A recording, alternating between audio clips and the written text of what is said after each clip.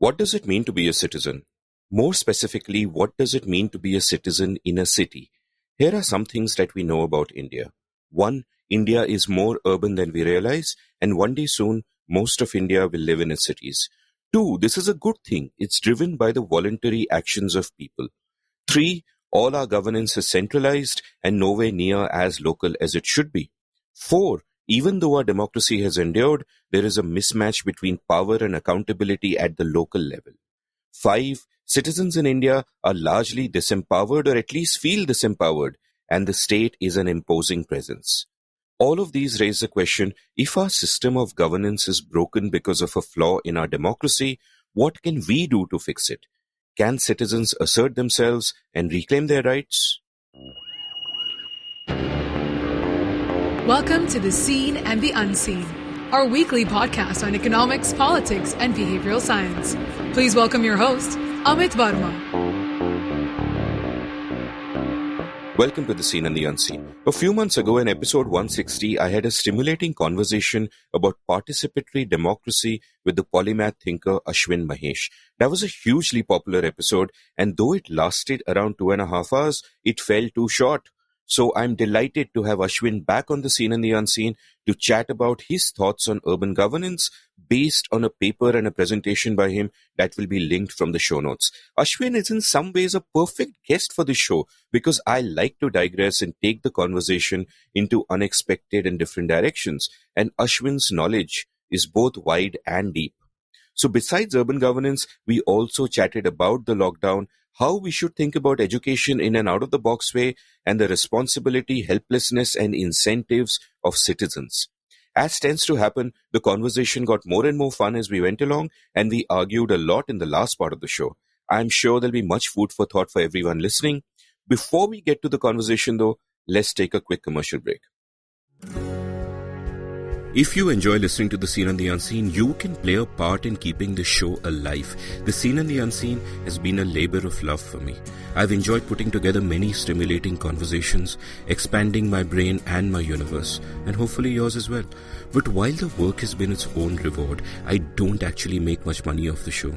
Although The Seen and the Unseen has great numbers, advertisers haven't really woken up to the insane engagement level of podcasts, and I do many hours of deep research for each episode, besides all the logistics of producing the show myself. Scheduling guests, booking studios, paying technicians, the travel and so on. So I'm trying a new way of keeping this thing going, and that involves you. My proposition for you is this. For every episode of The Seen and the Unseen that you enjoy, buy me a cup of coffee, or even a lavish lunch, whatever you feel it's worth. You can do this by heading over to seenunseen.in/support and contributing an amount of your choice. This is not a subscription. The Seen and the Unseen will continue to be free on all podcast apps and at seenunseen.in. This is just a gesture of appreciation. Help keep this thing going. seenunseen.in/support. Ashwin, welcome to The Seen and the Unseen yet again. Well, my pleasure to be back, Amit. So, the episode that we recorded a few months ago, episode 160 on participatory democracy, which will be linked from the show notes, was actually incredibly popular. And, people still keep writing in about that. And I did ask you a lot of questions about your personal journey in that episode, which I don't want to make you go through again. Because we've already done that and listeners can listen to that. But what I didn't explore in that episode was, while we spoke about your career and your trajectory and how you, got through the various interests and passions that brought you to where you are, we didn't speak so much about your personal life. And also I'm interested in knowing, how have you been through this lockdown? What's life been like? Tell me a little bit about family, about home, about what you do in your downtime. Well, I guess I'm not that different from millions of other people, both in terms of regular home life and also in terms of how that has been impacted by the pandemic. I have 2 school-going children, and therefore there's a new rhythm that needs to be established around that. It's fortunate that many of my kids' friends from school live in the community where I live. So in some sense, there is a semblance of continuity from the school environment. And it's also a small school. It doesn't have very many students. So in that sense, having a subset of kids in your own community it's a larger subset than it would be for any other school in some way, in percentage terms. And so I think they're managing okay, but they'd like to be able to go to school once in a while.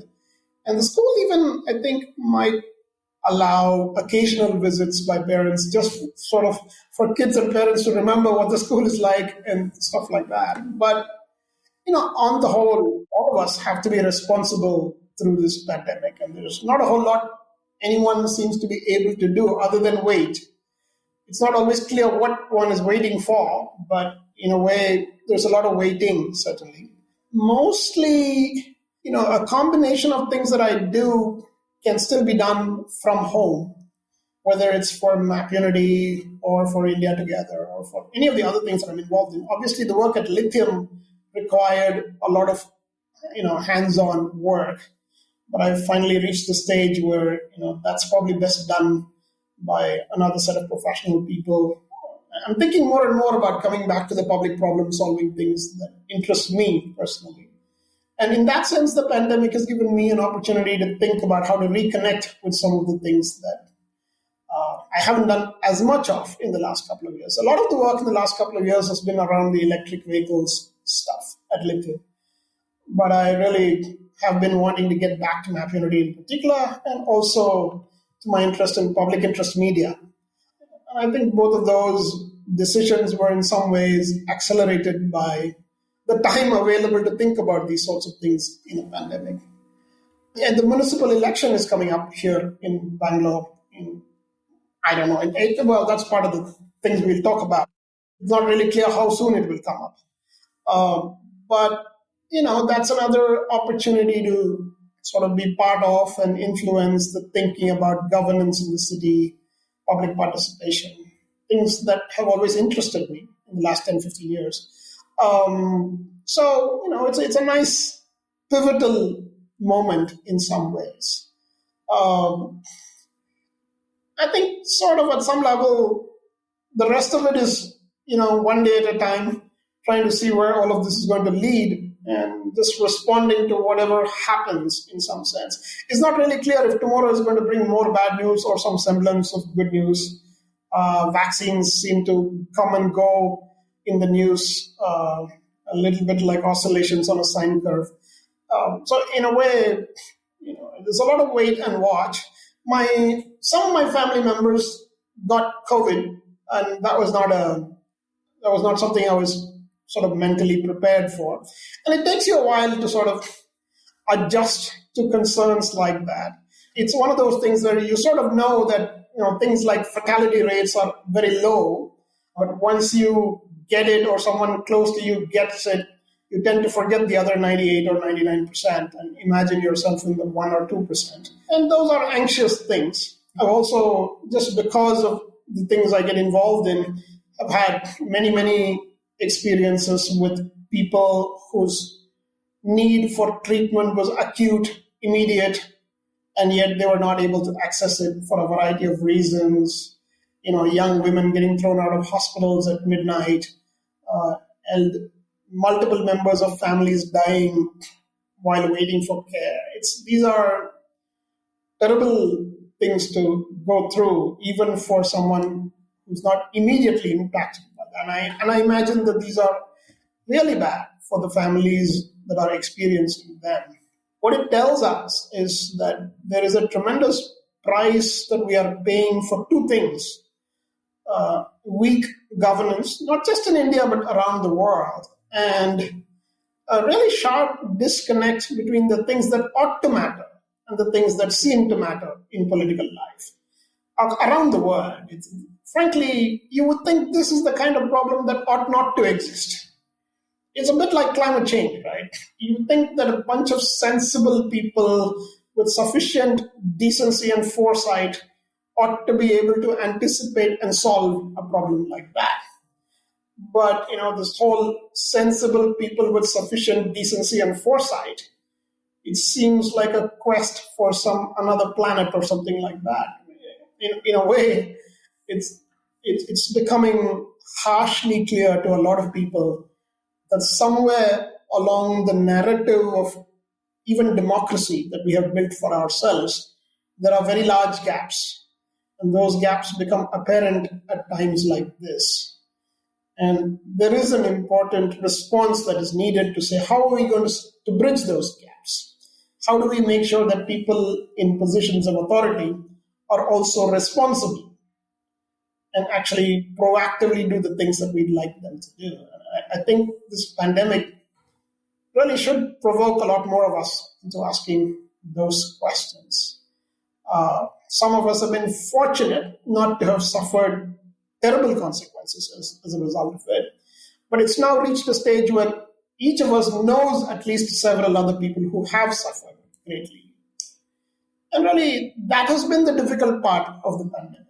Just knowing what else is going on, and also, a sense of helplessness about the whole thing. And I can imagine that if people like me who are reasonably well connected with governance systems feel this way, that for a lot of other people, it's just shutting it out of their minds entirely seems the only option. And maybe that's what explains so much of the non-compliance with good practices, that people don't even want to think about it at this point because it's scary, it's not clear what they should do, it's bizarre. The number of circumstances in which you have to do the right thing is so large that at some point people just throw up their hands and say, the hell with it. If it happens, it happens. It is scary. I'm hoping it's not going to be more than, initially I thought it was going to be a 3, 6, 9 month thing. But now it seems every day like it's going to be another 3, 6 or 9 months rather than just 3, 6 or 9 months. I think we should prepare for coming out of this in a reasonable way only by the summer of next year. The winter could be a difficult time globally. And what else can you do? And there are certain parts of the economy, certain types of livelihoods that have been massively impacted. And in India in particular, because we don't have the public systems to support people through these kinds of downturns, a lot of people are vulnerable as a result of it. And I imagine that at least 50 million people have gone into poverty as a result of the pandemic, who previously would not have been thought of as poor people. And it has set back our development journey by at least 6 to 10 years in pure numerical terms. A lot of that is true around the world. But like I said, at this point, you're reduced to living through it and finding your way back each day at a time. Yeah, the economist Sabyasachi Kar, I think, posted this graph on Twitter where he showed, given certain assumptions about how much we will grow, how much, COVID has set us back. And I think his calculation was that it will take till 2033 until our economy goes to where it would otherwise have been in a time of normal growth at 5.5. And he was calculating at COVID plus 7, something like that. I was also kind of struck by what you said about people shutting it out because they simply can't understand what's going on. So you shut it out and you're in denial, and that leads you to behave in odd ways. Because it strikes me that that is what we do in a sense in life itself. That most people, the very truth of our mortality, for example, or the complexity of the universe, which we can't possibly fathom, is so scary that, apart from doing things like inventing religions to build narratives to come to terms with it, we also sort of shut it out. And it seems to me that this is kind of, in a sense, a more localized version of that certain things are not in your control. So what do? You go in denial about it. I'm going to sort of take a little Chinese box approach to the rest of the episode, in the sense that the core of the episode and what I would really like to talk about, obviously, is, urban governance and your ideas on how cities and urban governance should be reformed and all of that. Before I get to that, I'll also want to talk a bit about map unity and lithium and, briefly discuss that. But before even that, I kind of want to come back to the earlier question of what you do in your downtime, because just, something that I've been thinking about recently also is that these seemingly inconsequential choices that we often make at a personal level of how will I spend my time? Will I read a book? Will I, play a game on my mobile? Will I check Twitter obsessively to see who's trolling me now? Will I watch something on Netflix? Will I listen to a podcast and go running? All of these choices are actually far more consequential than we imagine, because over a period of time, they sort of shape our thinking and they shape who we are. And, these seemingly trivial choices make all the difference. I'm curious about one. Do you think consciously about your productivity, for example, and how you spend your day and how you divide your time? And also, what do you do in your downtime to relax? And what are your guilty pleasures? Do you spend 3 hours every day surfing music videos on YouTube, as some of us do? What's tell me, give me a sense of what that is like. Well, you'll remember from our earlier conversation my 15 minutes to 20 minutes every day of trying to do a few things that keep a certain rhythm to my life. I still try to do that, and I don't think that gets affected very much by a pandemic, even. It's kind of odd to say that even a pandemic doesn't affect something. But since it's only 15, 20 minutes a day, I'm able to do that. Definitely. One of the things that has come down is the ability to meet strangers, and I'm trying to be more deliberate about that, especially online. Um, but broadly, what I find is that in some way, not needing to travel as much has actually opened up time to do things that otherwise go in simply commuting or travel. And some things have happened, I think, because I have the additional time. I've been able to think more carefully about education, for example. And it's an interesting time to think about education because the whole education framework has now collapsed as a result of the pandemic. And all our assumptions about the delivery and the governance of education, especially public education, have entirely gone for a toss. And if we are smart about this, we will take the opportunity to reimagine education. But even without that, there's an increasing set of choices that people are starting to make for their own learning, which I think will radically alter the landscape of learning.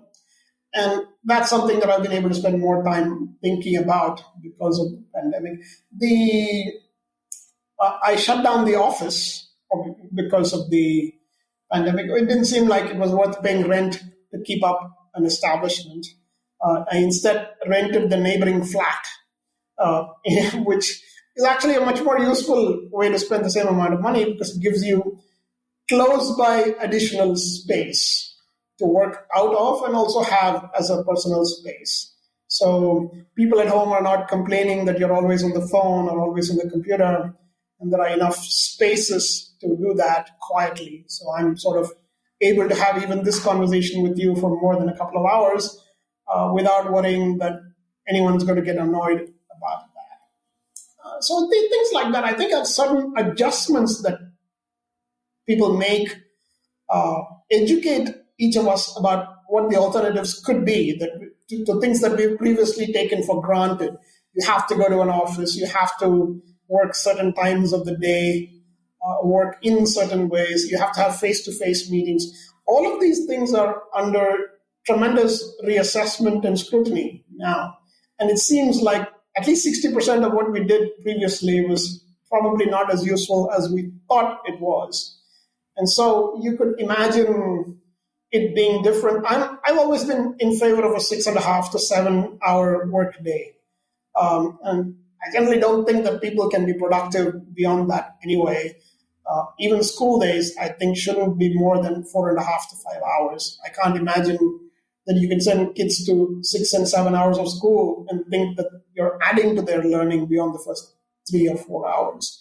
So I think this reconstruction of time for various purposes is really the big thing that I've been toying with during the pandemic.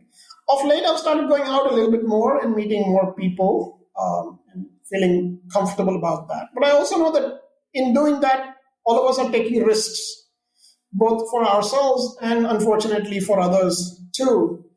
There's no way to come out of this without that risk. And some of it is, you can tell yourself it's a calculated risk. But if you don't know the formula, it's difficult to tell what a calculation will lead you to. I feel like we're taking calculated risks without knowing the equation itself. Uh, but it is what it is. I've been reading huge stacks of books that have piled up over the years. And normally when I buy a book, I write down the date on which I buy the book and try to see when I actually get around to reading it. And if those gaps are more than 18 months or 24 months, I slow down the book buying, telling myself that I'd better read the ones that I've already bought. I think now I've sort of brought it down to 6 months or 7 months of gap, which presumably that's because I've been able to read a lot more. And I have some neighbors who seem to read 5 times as fast as I do, probably as fast as you do. And so that sort of motivates me to sort of talk to them about what they're reading and read some of those things as well. I've been watching a lot of the TED Talks for no particular reason. I just kind of randomly pick one and watch that. And it's amazing what a variety of topics get covered in TED. So many years ago, when I first got introduced to Chris by one of my friends, it seemed like it was really a platform for ideas, and each of those ideas was a very powerful thing. I think today it's become even more than that. It's not just a platform for ideas, it's even a platform for stances that people take towards many things. And therefore, it sort of lets you think powerfully about each of those as well. You may agree, you may not agree, but I think it's useful to have fora like that where you can sort of see things that are stated provocatively and succinctly and ask yourself, what do I think about that? And also in thinking more about Bill Drayton's idea of cognitive empathy, where he says, this is Bill Drayton started the Ashoka Fellowship, the Social Entrepreneurship Fellowship around the world. And he talks about this idea of not just caring about others, but actively doing something that allows you to feel that your empathy is cognitive as well, rather than merely an acknowledgement of other people's difficulties. And so you can take problem after problem and ask yourself, what's the difference between mere empathy and cognitive empathy, and how I can be closer to the second one than to the first one. And God knows there are enough problems to work on. So you can say, if I care about public education, what are 3 things that I ought to be doing to convince first myself that I actually care about this? I think a lot of people, we're seeing this, a lot of people care about a lot of things. But if you probe the extent to which they're acting on what they care about, it doesn't often reflect the extent to which they say they care about it. I don't think that makes them hypocritical. I think it just means that there is still one more step that they need to take. And I've sort of been learning about such deliberate steps and how to take them. So a lot of the day gets filled up in simply saying, how many deliberate steps can I take that I actually don't need to take to continue with my life, but which I think are important to take, interesting to take, things like that. And there are certain things you can't do. You can't go swimming, you can't go whatever, 5 other things that you would otherwise have done. So that frees up time for stuff like that. I thought about getting an exercise machine at home and then decided that was probably overkill. And I somehow don't see myself doing that very often, even if I were to get that machine. But be that as it may, I think we've come to a very different imagination of time, because almost a year is now going to go by in our lives as a result of the pandemic in ways that we did not anticipate at all. And a year is a very long time. I'm glad you're not getting an exercise machine, because if I could turn my laptop camera right now, I could show you an elliptical in the corner, and there's jeans hanging from the handle, and there's a pair of old shoes on the stepper, and that's clearly not something that's worked for me, at least. I was also struck by how you spoke about reduce work hours, and we don't really need so many hours. And I just came across this quote today morning, this tweet in fact by Naval Ravikant, where he says, and I'll read it out, quote, you don't have 8 creative problem-solving hours in the day. You have 2. Spend your time wisely. a stop quote. And this kind of strikes me because more and more as I try to get more done with my time, I realize that my best hours are when I wake up and I'm fresh in the morning, and I absolutely have to maximize that and all of those things.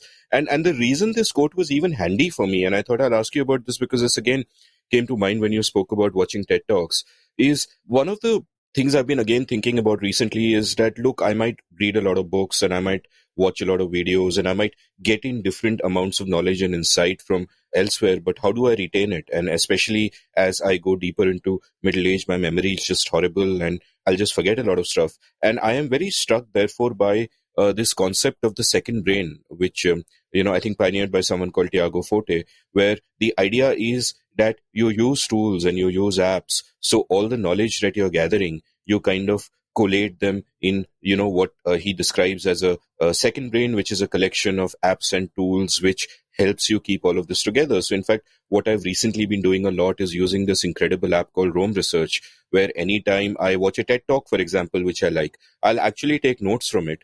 And it has nesting, it has bidirectional linking. So it is always there. Earlier, when I took notes on books, for example, for my research or whatever, they would be disconnected Word documents and so on and so forth. But here, I've got a master doc which says Ashwin Mahesh, and I might have links from the notes from the episode we did together, and I might have further notes from the paper you sent me, the presentation you sent me before we recorded this episode, and it's all there forever. It's linked back and forth, and it's quite kind of wonderful. Do you have, since your thinking is so systemic and clear, do you also have ways of sort of making sure that you sort of retain your knowledge and insights from all the reading that you do and the watching that you do?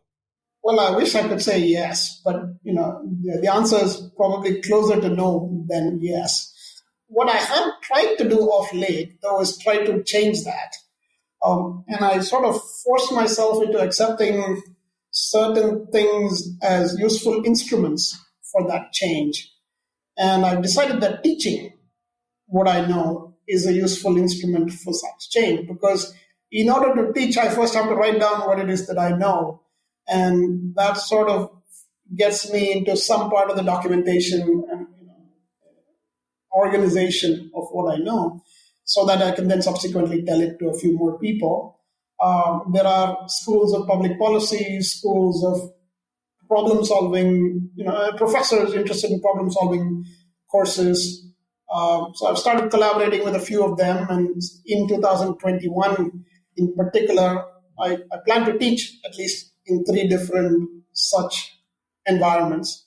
And hopefully the act of doing that helps. Also, I've sort of tried to document some things on my website, just because of the diversity of things I get into, sort of just as a way of organizing my thoughts. And also as a way of repeatedly asking, what are the ideas that inform the actions? And because you can get into a lot of actions without asking yourself what ideas inform your actions, or what ideas you're coming to as a result of your actions, or even what ideas you appear to be endorsing as a result of your actions. So I actually sort of have spent some time putting that material together on the website. And I think some discipline in documentation will arise as a result of all this in the next 6 months at least.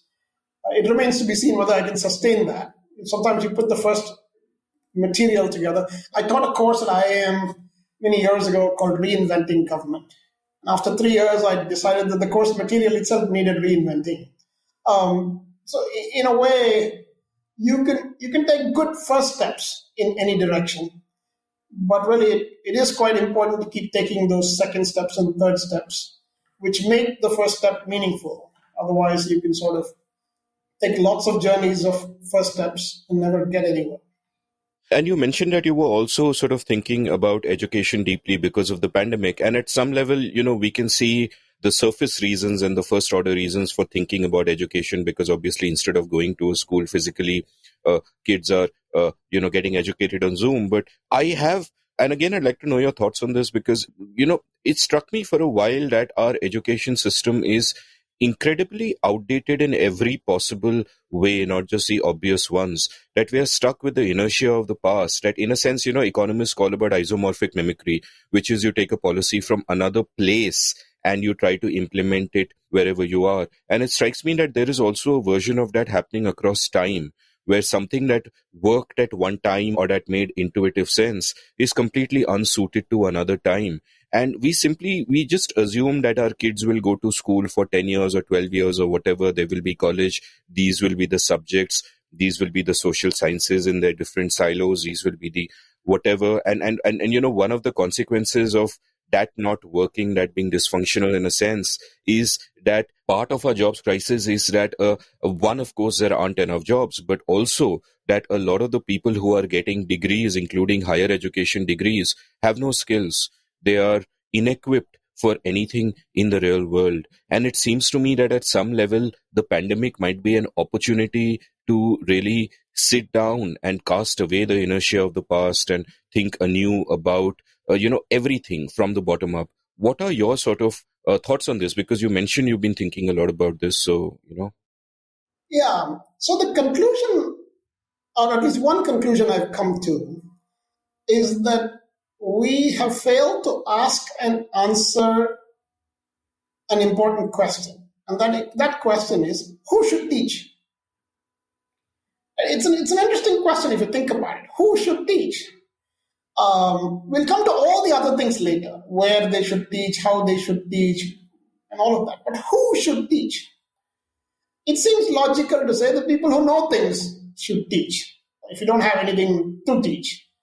So, and therefore, what the pandemic has essentially created is a situation where merely knowing things is enough to be allowed to teach. And of course, to some extent, even before the pandemic, MOOCs and Coursera and 20 other things had begun to make that possible, essentially saying to the formal system that the way in which you decide who should teach is unacceptable to me. Because what the formal systems have done is they have connected too many other questions to this question. So if Amit should teach because he knows, let's say, podcasting. So if Amit should teach podcasting, where should he teach podcasting? If he taught it online in a loosely certified way, that's one thing. But for you to teach podcasting in a quote-unquote recognized institution is much, much harder when you think about it. You might be the king of podcasting, and you're pretty close to it, frankly. But the thing is that you wouldn't be allowed to teach this in a formal setting as it stands now, because the setting doesn't permit that, number one. The second thing is that you could turn the question on its head and say, who should you teach? Right? So who should you teach? So let's say that Amit is 16 years old and he wants to be a cricket player. And what should you teach him? Chemistry and mathematics and history, or a lot of cricket, and maybe cricket statistics and cricket broadcasting and cricket commentary and cricket, sports medicine and things like that. So essentially, I think we've gone from the important question to the unimportant ones really quickly.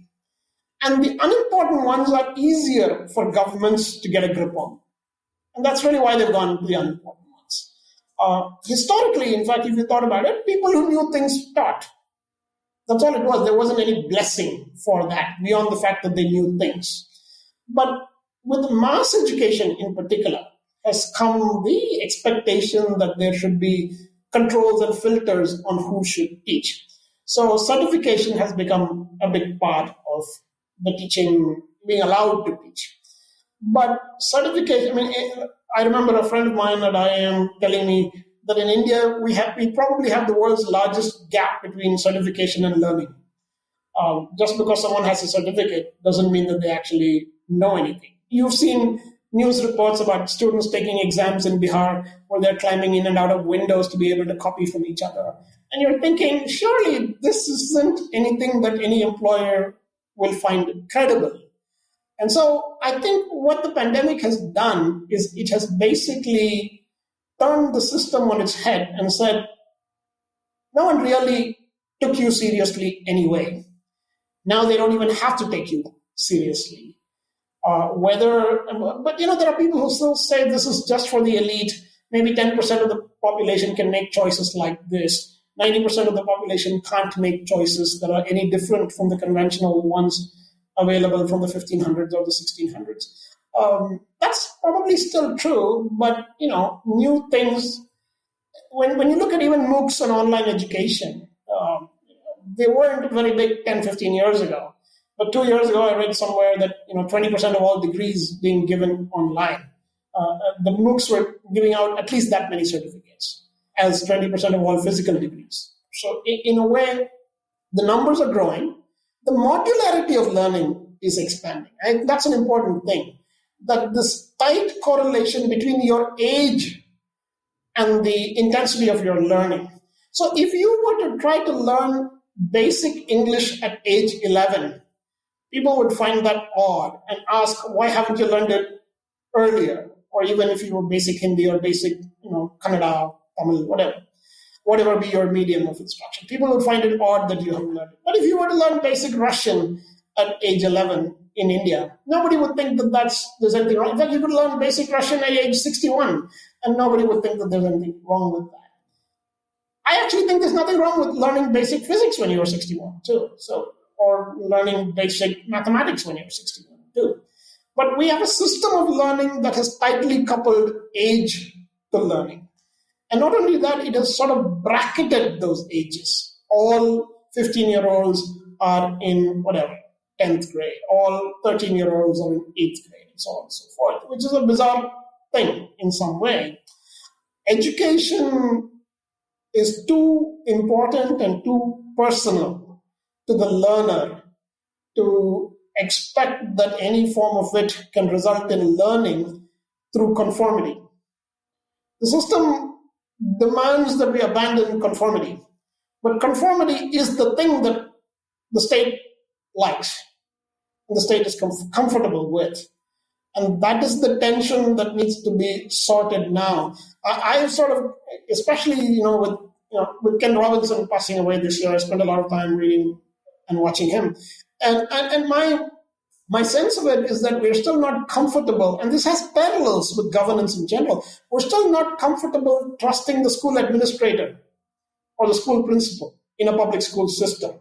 We're still thinking that the school administrator and the school principal is just a delivery agent of something that is decided at a much higher level. And no educational institution can become good through that stance.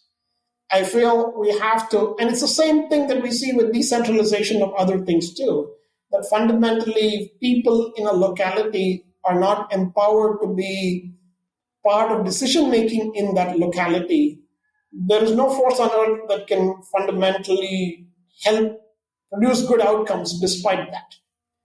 And we keep thinking that state governments and national governments are going to solve hyperlocal problems. And they're not going to solve hyperlocal problems. They have even no visibility into those problems. They have no capacity to respond to those problems. A lot of people think that in India, the national government is going to solve a lot of problems.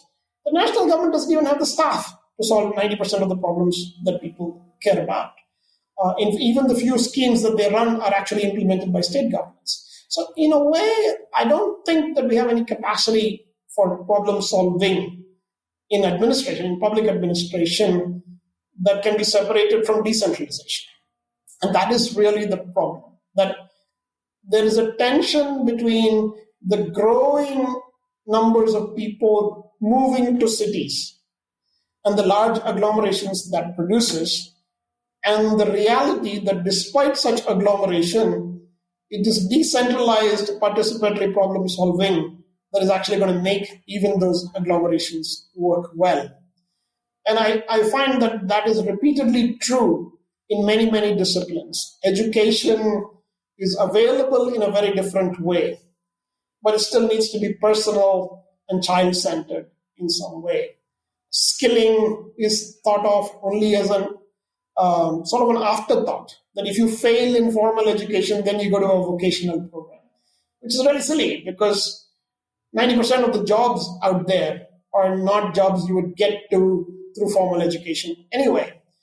If anything, vocational learning should be the norm, and only those who need more than that should be going to formal learning. But we have the opposite system in many cases.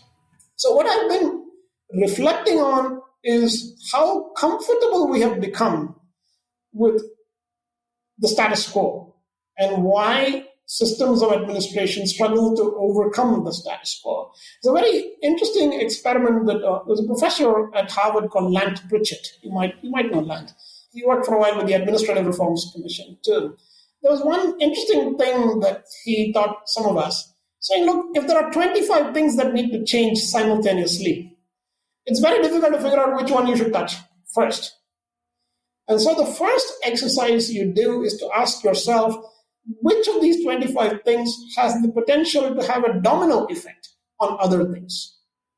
And you rank them in that order, and then decide which ones to touch and which ones not to touch. So for a lot of public problems, this is what I've been doing now. So here are 10 things that need to change. And as we talk about urbanization, we'll go through 10, 15 things that need to change. But if you could only touch one of them, which one would you touch? Right? Because you can't really touch 15 of them until you get into government. And I've seen even friends of mine who get into government and even become chief ministers sort of have difficulty in touching 15 things at the same time. So it's not only about power and authority and decision-making rights. It's about actually being able to carry that out in a system that is weak to begin with. State capacity is very low. We have to accept that. And in a system where the state capacity is low, you can't really pull off all the things that you would like to.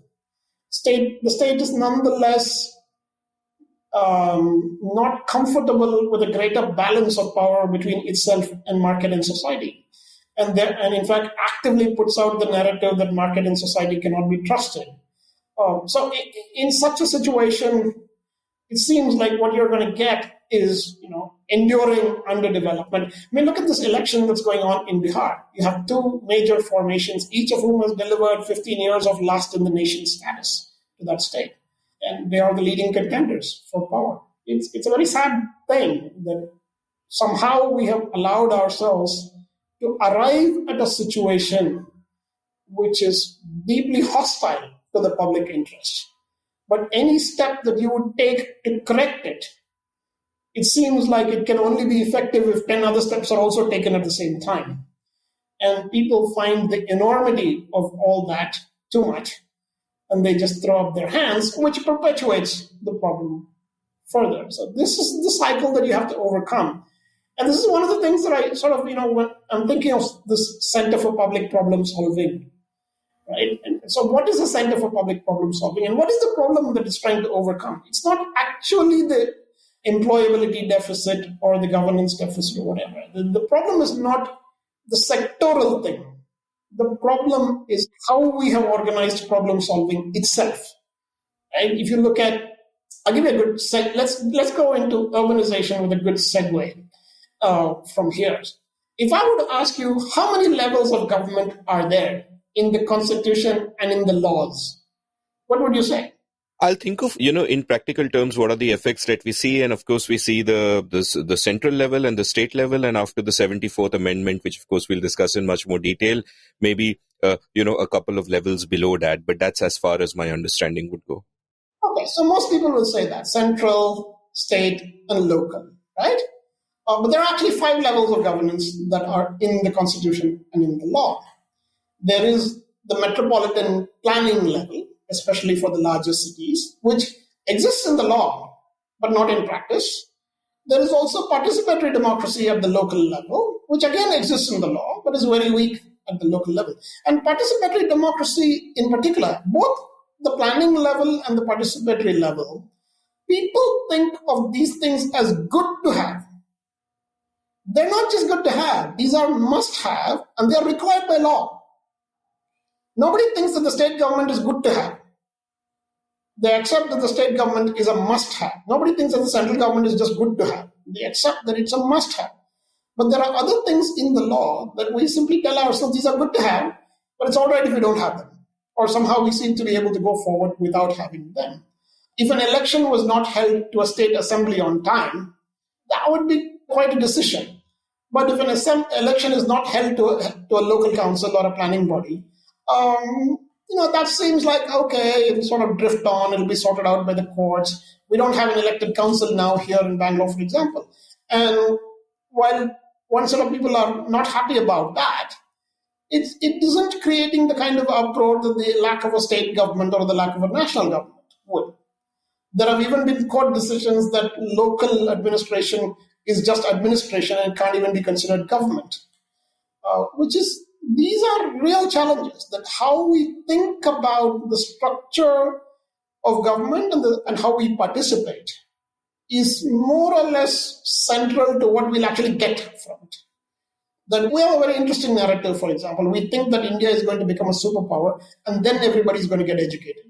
So it's almost like we expect to arrive at a development outcome before the people of the country become developed. And that's a bizarre notion. But it's quite prevalent that a lot of people subscribe to that, or even if they don't say it explicitly, they seem to believe that's how it's going to happen. So what I think it's worth dwelling on and spending a lot of time thinking about is essentially this idea of how have we organized ourselves as a society? Why have we organized ourselves in this way? Who is it deeply unfair to? In what ways is it inefficient and just unproductive? And why are we doing this to ourselves? Right? We're not doing this to other people. We're doing this to ourselves. There's a reason why the street outside your house looks the way it does. That reason is not some imaginary or actual war with a foreign country or being struck by an asteroid or any of those sorts of things. It's something we have done to ourselves. And therefore, I think it's important to be deliberate in first stopping to do those things to ourselves and then starting to do another set of things that can change. And I really think that urbanization provides a phenomenal opportunity to examine that and to actually act in that sphere of influence. And so this has been the fascination for me, that frankly, I got into urbanization as an ignoramus. And I was a climate scientist. I didn't know anything about the city except that I lived in it. And I've always lived in a big city by and large. Other than 9 months when I lived in a small town in Virginia, I've always lived in a big city. Right? No city that I've been in had less than a few million people. And so in a way, you're thinking that you're comfortable with all of this. But at the same time, you're constantly reminded that this isn't the way you would go about doing things in the city, or that you're not happy with many of the outcomes that you see around you. And so you can start with simply no more than that as the motivation to get involved. And for a lot of people today, I think just making things better, whatever they mean by that phrase, making things better, not in a Trumpian way of let's make America great again, but really, actually make things better. A lot of people just get into public issues primarily with that level of motivation for what they want to do. If we can create a way in which that can be persistent and metric for continuous improvement, I think you would get a very large number of problem-solving people. And from that, you could do lots and lots of things. I actually think that if you did that, even governments would be responsive to that. I worked closely with lots of people in government, both politicians and administrators. There is a genuine understanding that they don't have enough allies for the things that you and I expect them to do. And so if you were to walk into a government department and offer to work with them to help do their jobs better, a very large number of people would welcome that. But if you walk into those same government departments and said, why the hell aren't you doing your job better? There is a reflexive defensiveness to that. So in a way, you need to be able to do both. You need to be able to go and say, these things aren't good enough. I expect them to be better, but I will also help you make them better. I think if more of us can come to this balance, while on the one hand expecting governments to do better, but on the other hand accepting that we also have something to contribute to make that happen, I actually think that within 10 days, everyone in the city could see themselves becoming a stronger part of the life of their own neighborhood at least, and start to make things better. It's very easy. It's like what I said earlier in the last conversation. How do you meet strangers? Just go out on the street. There are lots of strangers. Walk up to one of them and say hi. It sounds like a really bizarre thing to do, but it actually does get you to meet strangers if you did that. So in a way, you have to be sort of goal-oriented in a lot of this stuff. If any of my listeners want to go out on the street right now and meet strangers, kindly wear a mask at least. I want to dive into the weeds of what you're speaking about in terms of urban governance and citizen participation in that. But before that, I also want to ask you some broad questions about your philosophy towards this whole question of governance in general. But before even that, we'll take a break. But before we go into the break, I also want to, throw up a bunch of thoughts that I had when you were speaking about education, which is a subject that, one day, perhaps in a future episode, when we both thought more about it, I'd like to discuss at length. First, at an immediate level, we are recording this on October 30th, and I am actually launching an online podcasting course later today. So, by the time this episode comes out, hopefully many people will have signed up. I also do, of course, run an online writing class, which has had more than 600 students since April, since I started it. And it's interesting. A few years back, that question which you raised, who should teach? Who should they teach to? And also a meta question that comes above that is, who should answer these two questions? And I had a broad sort of startup idea many years ago, which aimed to sort of address this, which was to kind of build a platform where anybody could teach anything to anyone and price it at whatever. And so if a panwala wanted to teach a 5-minute thing in Hindi, ki aise shuru karte hai, this is how you handle the government, this is the stock you need, fine, let everybody try whatever they want at whatever price, and then let buyers and sellers discover each other. And thank goodness I never did that, because no entrepreneurial thing I do ever works out. And part of where that impetus came from was, I remember looking at the homogeneity of what we are offered in our education. Like you pointed out, that it makes absolutely no sense that if you are a certain age, you are studying in a certain standard, and you're stuck into that kind of rut. I remember writing a column about, I think, 11 or 12 years ago about how, after I saw Tare Zameen Par, how if you go out to a supermarket today, I can find 50 varieties of shampoo, 40 flavors of potato chips. I'll eventually find something which suits exactly me, the shampoo that is just right for my, dry keto hair or whatever it is, to that specification. But in education, sadly, we are all, made to consume sort of the same thing. So this is, I think, something that we take for granted. It is normal. We don't think about it. Your thoughts were pretty sort of stimulating to me. And I'd like, maybe our listeners to also think about why we take it for granted. And, obviously we see a lot of these online platforms up, but I see these India platforms like Byju's and whatever, and they are essentially just, providing the same format of education and helping you navigate the same system. Only the delivery mechanism is online instead of live.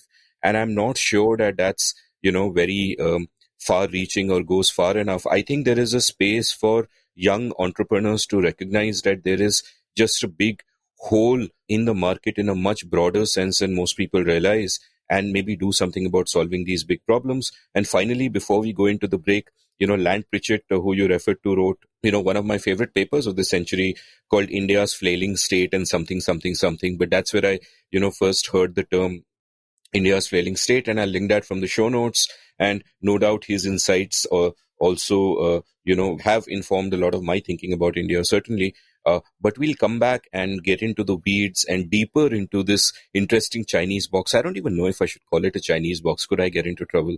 Deeper into this new box with many layers after a brief commercial break. On the Seen and the Unseen, I often speak about positive sum games. Well, if you want to be surrounded by beauty and you love fine art, I have a win-win proposition for you. Head on over to IndianColors.com. Indian Colors licenses images of fine art from some of the best contemporary artists in India and adapts them to objects of everyday use like tote bags, pouches, and home decor items. You get to surround yourself with the finest modern Indian art at affordable prices, and artists get royalties for every product you buy. Win-win game. The Indian Colors new range is in and includes elegant yet comfortable dresses for women and casual shirts for men with standout motifs by artists such as Tanmoy Samunta, Manisha Gera Baswari, Shruti Nelson, Pradeep Mishra, and Jaideep Mehrotra. Stay home, but dress smart. And if you're missing your friends in these lockdown days, worry not. You can show them you're thinking of them by buying gifts for them from Indian Colors. Corporate gifting is also available. So head on over to indiancolors.com, that's colors with an OU, and make art a part of your life. And hey, for a 15% discount, use the code UNSEEN. That's right, UNSEEN for 15% off at indiancolors.com. Welcome back to The Scene and the Unseen. I'm chatting with Ashwin Mahesh about urban governance ostensibly, but as tends to happen in my show when I'm talking to interesting people who think deeply about many things, we've gone into different directions, one of which, of course, was, education itself. And Ashwin, when we were in the break, you said you wanted to respond to what I had just said before the break. So, go ahead. Tim Marshall wrote an interesting book called Prisoners of Geography about how a lot of a nation's choices are constrained by geography, terrain in particular, and productivity of land, things like that.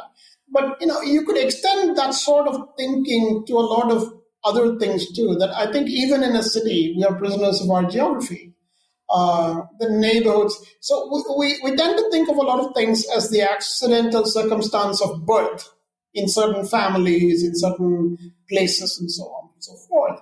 But it continues through the rest of one's life as well, that there is a sort of prisonership to geography in a lot of things. You live in a nice neighborhood, you have a set of opportunities that come from merely living in a nice neighborhood. In places like America, this has been taken to an extreme. You live in a nice neighborhood, property taxes fund local education, public education in a powerful way.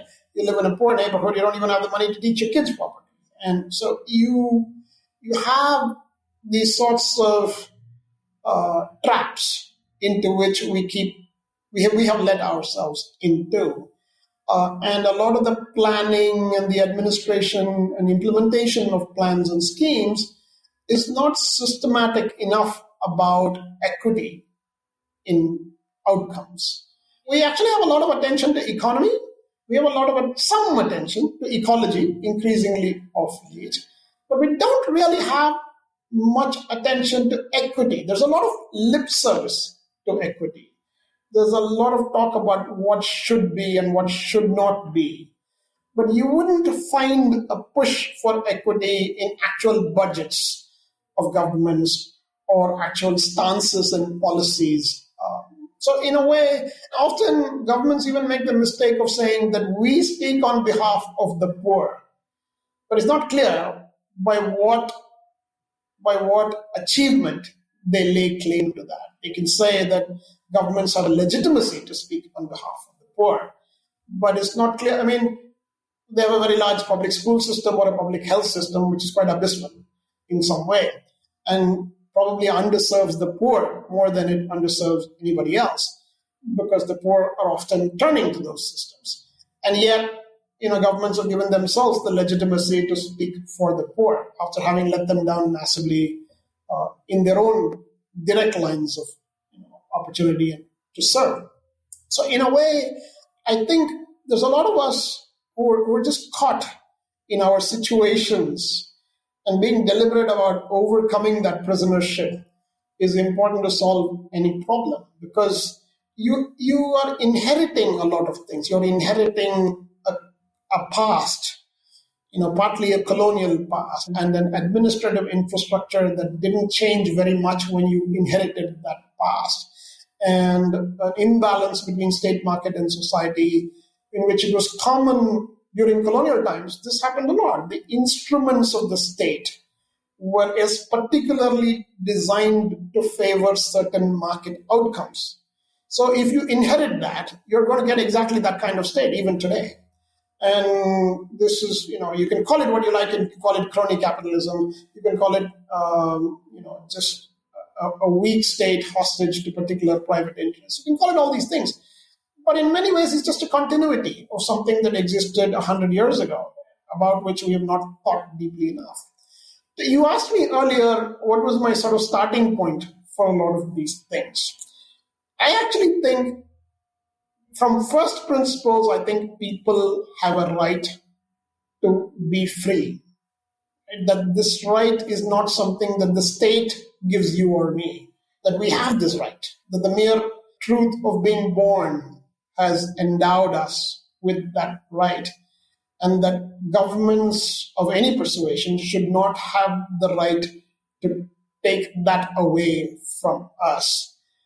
And also that this term being free has to mean more than physically free, the freedom to think and to act in ways that are consistent with what you think. I mean, of course, subject to not harming others and all those kinds of caveats. But broadly, that it should actually be possible for liberty and freedom to anchor a democratic society. And we shouldn't really have to convince ourselves of that again and again.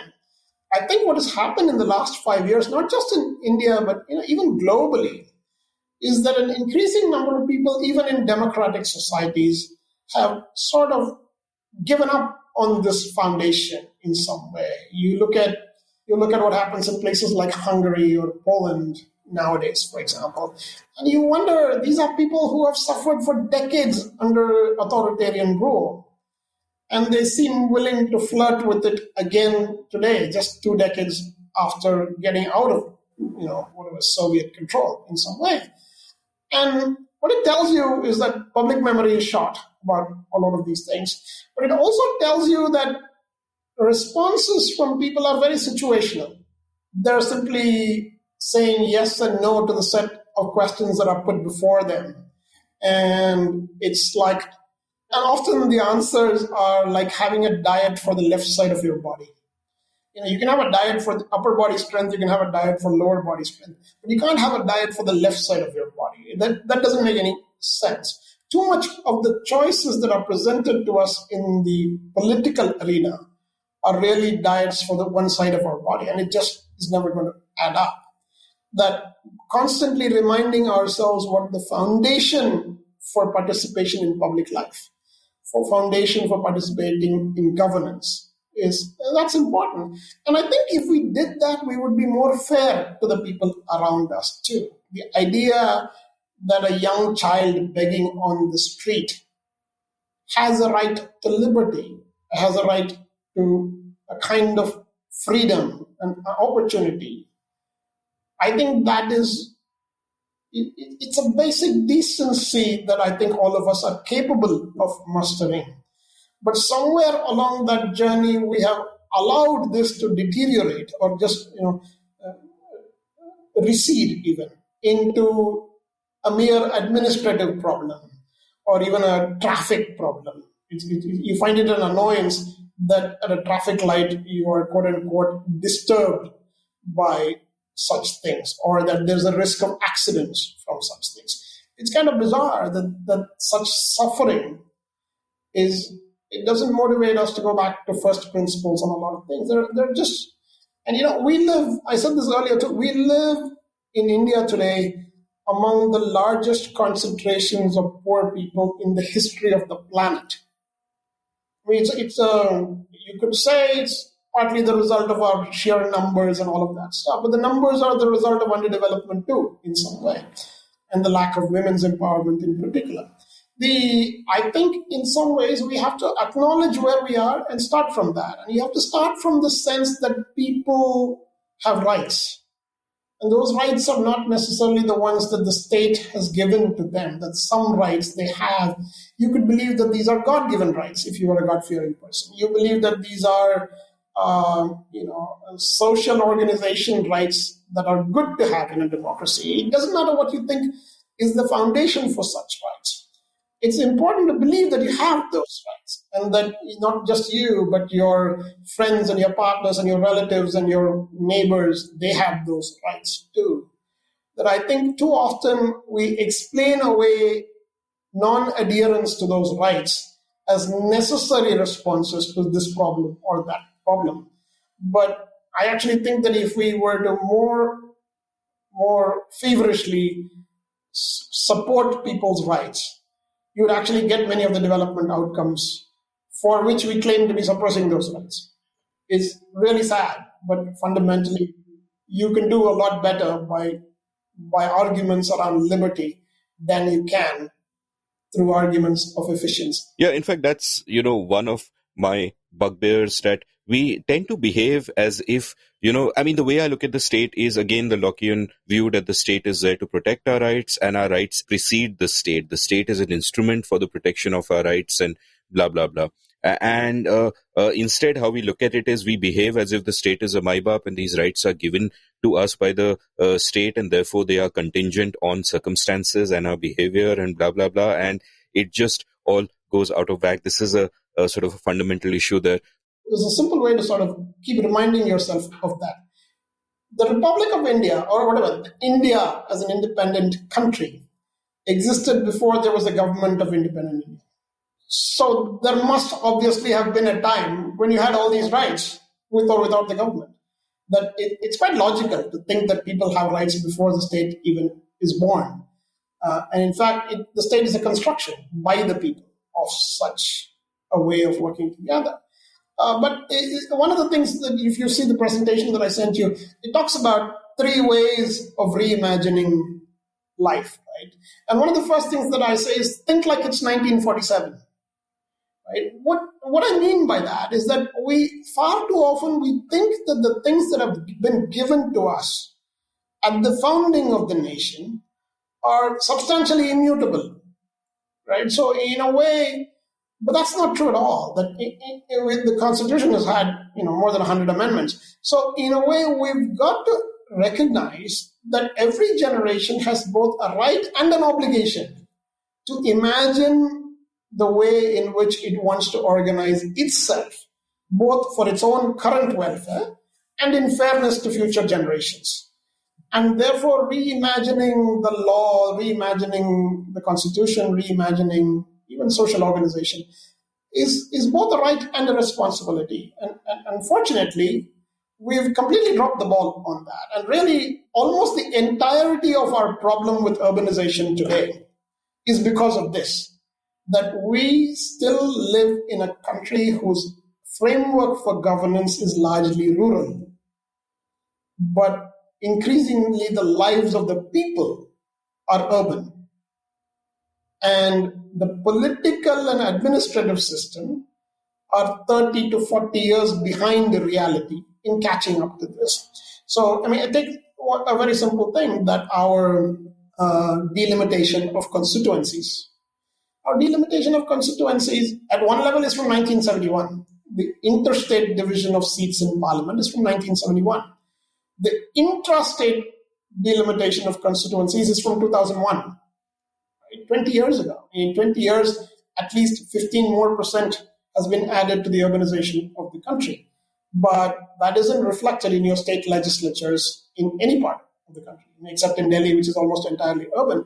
So if you go to a typical large state, what you have is very disproportionate participation in legislatures by people from rural areas and deep underrepresentation of urban citizens in some way. And I think this is really the core of the problem with urbanization. We look at areas with very high density of living in peri-urban areas outside Bengaluru or Chennai or Kolkata, and we call them rural areas. If 10,000 people live in 20 acres of land, there's just no way in the world you can call that a rural area. But because it says in the law that this is a rural area, and nobody's actually taken the step to convert that from a rural area to an urban area. And there's a good political reason for that. The flow of money into the political system is more decentralized in rural areas than it is in urban areas. Therefore, if you're a politician in a panchayat, you would fight like hell to make sure that it does not get converted into a town council. Because your ability to influence things in the urban governance system is a lot weaker than your ability to influence things, for good or bad, in the rural governance system. So you have there are villages outside Bangalore with 25,000 people. There's no way that's a village. But, nobody wants to say this is not a village anymore. So, before we get into the weeds and get into detail about all of these things, sort of a couple of larger questions. And the first of them fits very nicely into the frame of Imaginist 1947. Now, you were talking about how we take these structures of government for granted, that, we've inherited the past, and from that we've inherited these colonial structures and this colonial system of government and all of that. But it also strikes me that it's not just in this case, not just a question of the inertia of the past, that this is how we've inherited, and so we also inherit certain ways of thinking. What also strikes me is that the way our state and the way our democracy was designed in 1947, to use your frame of Imaginist 1947, makes such outcomes inevitable. Because then what happens is, one, you don't have enough local governance, which is a theme I'm sure we'll talk about much more as we go along. But two, what you also have is you set up this vicious circle between power and money, where it's a democracy, you got to win elections. Number one, the state has way more power than it should. That makes it attractive. Rent seeking is therefore far more aspirational than actually creating value in the real world and making money that way. So you want to be part of the state. What that means is that there is a lust for power. The only way to get to power, the way a democracy is designed, is through spending a lot of money. So, where does the money come from? It comes from, again, crony capitalists who will want an ROI, who will want a return on investment, which is why, India at various times has been pro-business, but it has never been pro-markets, because pro-business and pro-markets, as we know, are completely opposite things. That, big money wants to shut down competition so it can continue unimpeded. But that's a different sort of tangent. But so in a sense, it's not just that we've taken on the baggage of the past, but the design of the state and the design of our democracy in 1947 sort of makes our current outcomes A, inevitable, and B, almost immutable, because what do you do about this now? So what are your sort of responses to this? Yeah, so there's a direction. What you're saying is that there's a directionality from any starting point that inevitably leads only in certain directions. So, take the question of, here's a little thing you can try. Ask anybody. Ask 100 people that you know in the next, 100 days. What percentage of your tax would you like to give to your local council? And what percentage would you like to give to your state government? And what percentage would you like to give to the national government? I guarantee you that on average, you'll find people saying that at least 20% of their tax money should be given to their local council. But in practice, not even 1 or 2% of people's taxes go to their local councils. And this is a kind of an interesting thing, where you have universal opinion that a higher percentage of one's taxes should go to a local council. And despite this universal acceptance of this view, in a democratic society, it is not done. Think about that. If the point of democracy, representative democracy, is to take people's preferences and incorporate them into law and governance, here you have a situation in which the overwhelming majority of people want something, and the thing that is done is the very opposite of that. So somewhere it tells you that there's a break in this representativeness of the whole thing. Now, the way to break that is not to convince the guys who are holding on to the money to give up the money. They're not going to do it. The way to do that is, in some ways, even though I don't like these kinds of examples, it is Reagan-esque or Thatcherite in some way, that people with a different imagination of government itself have to get into government to be able to change this. But there's a huge risk attached to that. Once they get into government, their imaginations of government tend to be a little different from what they had before they got into government. There are enough people asking me what happened to Swaraj. So I actually sort of, in some ways, recognize that there is trap in this. But I also don't see any other way forward, that ultimately, if we are going to get out of this directionality that comes from initially having only a state national government, then having state governments, then having some kind of quasi-local government. And in many states, local councils don't really do much. In Bangalore, the local council doesn't do much. Very large number of things here are done by parastatals like your bus company and the water board and the electricity board and things like that. And it's a little better in the western states, in Maharashtra and Gujarat. But even generally around the country, local councils are not very powerful in some way. And then, of course, you don't have the planning bodies at all in any independent way. You don't have the ward councils and the participatory governance at the local level. And these are also things in which I think the courts are partly to blame. The courts have repeatedly acquiesced with punting by the governments when asked why they're not doing the things that they're required to do in law. The government can violate almost any right of the people. And when it is challenged in the court, they'll give you some explanation. And the most likely response from the court is, okay, we'll have a new hearing in 4 weeks. I mean, generally, the most common thing that courts in India say is we'll have a new hearing in 4 weeks. And that's really a very sad reality, that especially when the government is a defendant, typically they can go on saying that for years together. I mean, the 74th Amendment was passed in 1992. Why isn't there a Metropolitan Planning Committee for Bengaluru 28 years later? It can't be that it takes 28 years to implement the Constitution of India. But if you go to the High Court of Karnataka and say, why is this not being implemented? They'll send a notice to the government of Karnataka and the government will send a response and the court will say, let's have a hearing in 4 weeks. And after a while, the guys who are asking the questions tell themselves, I can write myself this notice myself without going through this charade. Right? So in a way, it's the state is not merely more powerful than market and society. The state, using the resources of market and society, has made itself more resilient to the status quo as well. And that's really the problem. It's only when you get catastrophic things like a pandemic that all of this stands, set up like the emperor's new clothes in some way. So in a way, today you can see the nakedness of the whole thing. But in quote unquote normal times, it seems like there's a way to punt everything to the next question. And that's really the problem, that you are not going to get solutions if you keep punting the question. Yeah, and in fact, speaking about the pandemic sort of opening our eyes, few months back, just as sort of lockdowns had begun, I wrote a column about how one of the things that it has done is it's kind of made more visceral what we otherwise normalized and took for granted, which is that the big disaster here is not just a pandemic, but there is also the disaster of the flailing state, as it were. I think I quoted Pritchett in that column that, we can speak about the harm that COVID-19 is doing, but 3,000 children die in India of starvation every day.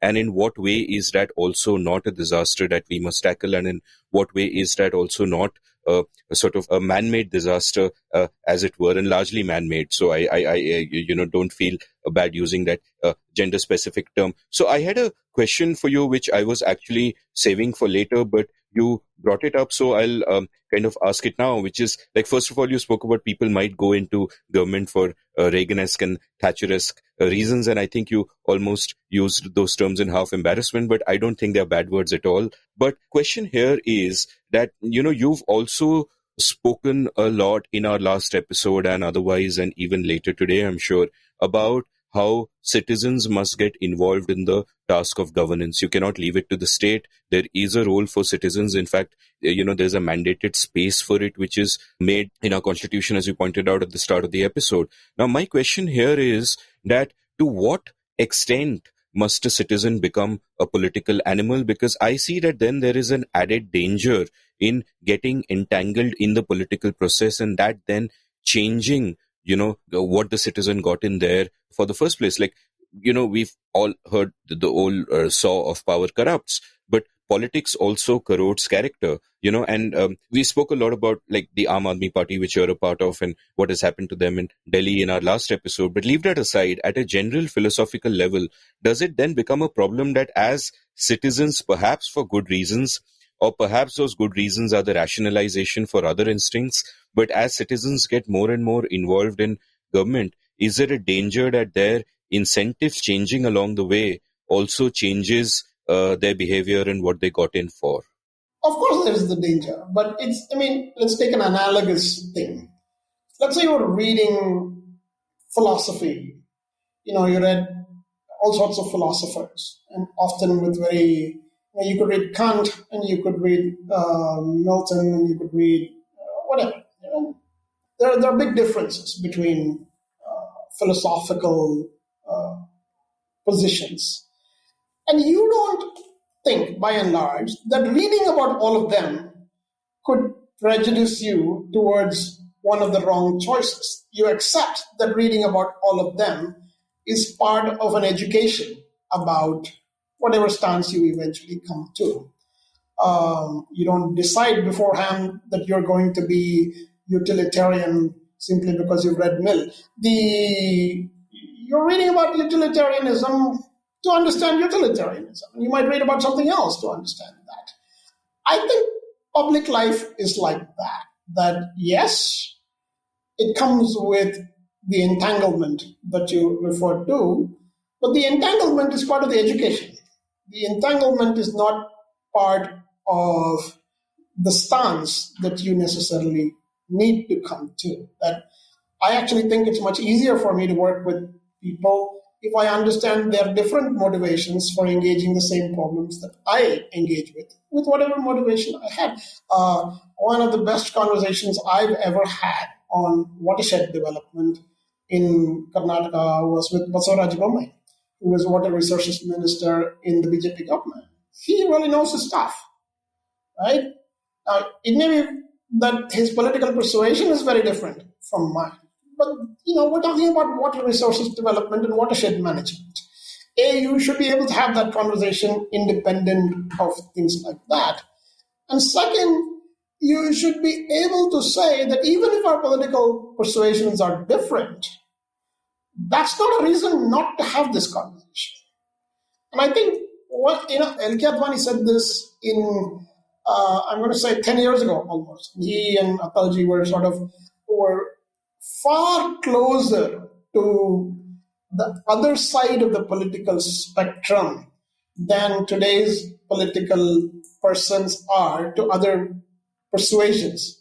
They do know each other, but somehow I think we don't really have the continuity of engagement across the political aisle, which is a necessary part. I mean, that's why you have the assembly, right?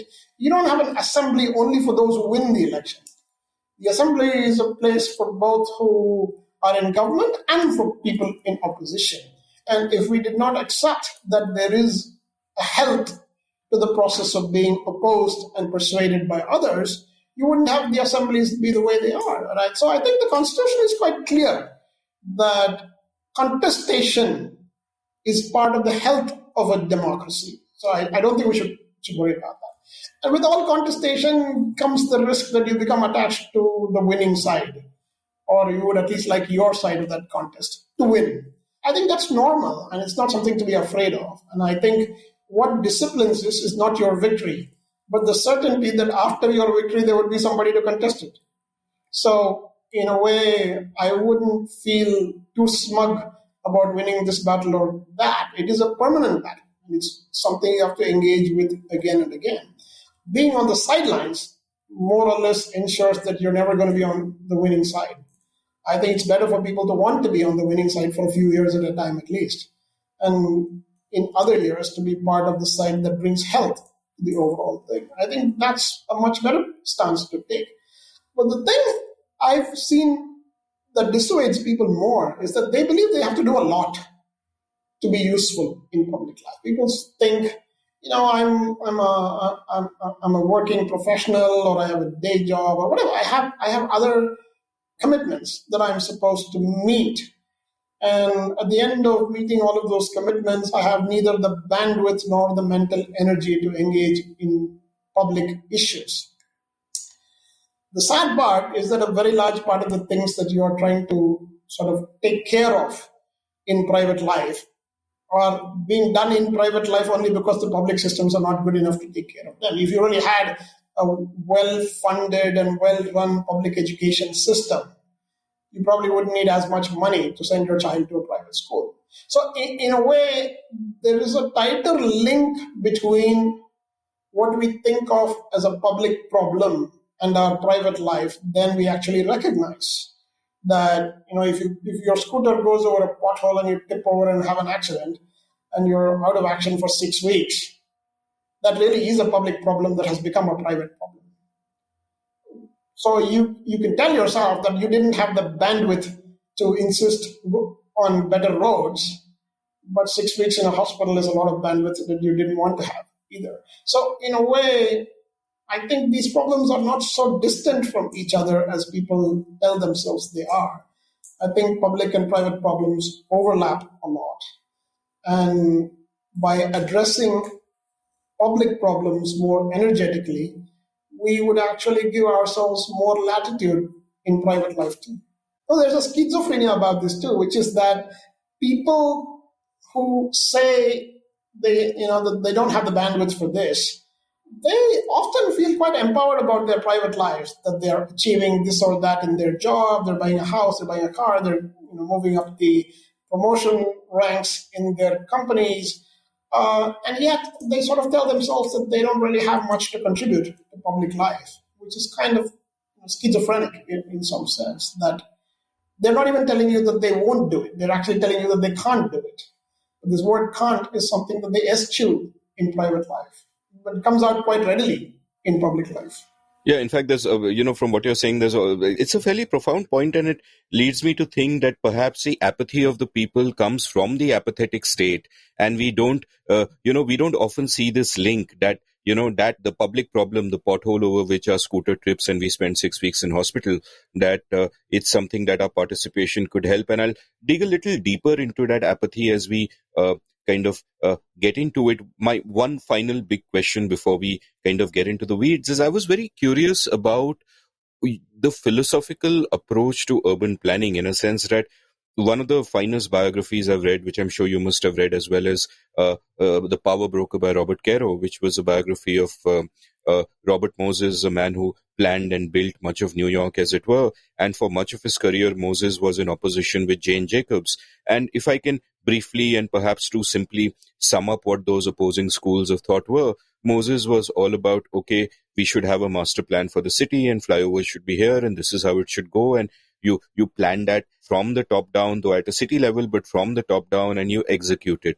And Jacobs's whole point was that, look, cities evolve organically, and anything you do coercively to force a particular vision on how a city is growing will harm the city and will harm its inhabitants. Now, I don't necessarily, see a contradiction here when you talk about, planning at a local level, because it does seem to me that, that in this trade-off of how much you want to plan from the top down and how much how much the citizens should be empowered at the local level to have a voice on how their city is actually growing, I think there is probably a sweet meeting point somewhere where these two come together and citizens remain empowered, and at the same time you can get some planning done.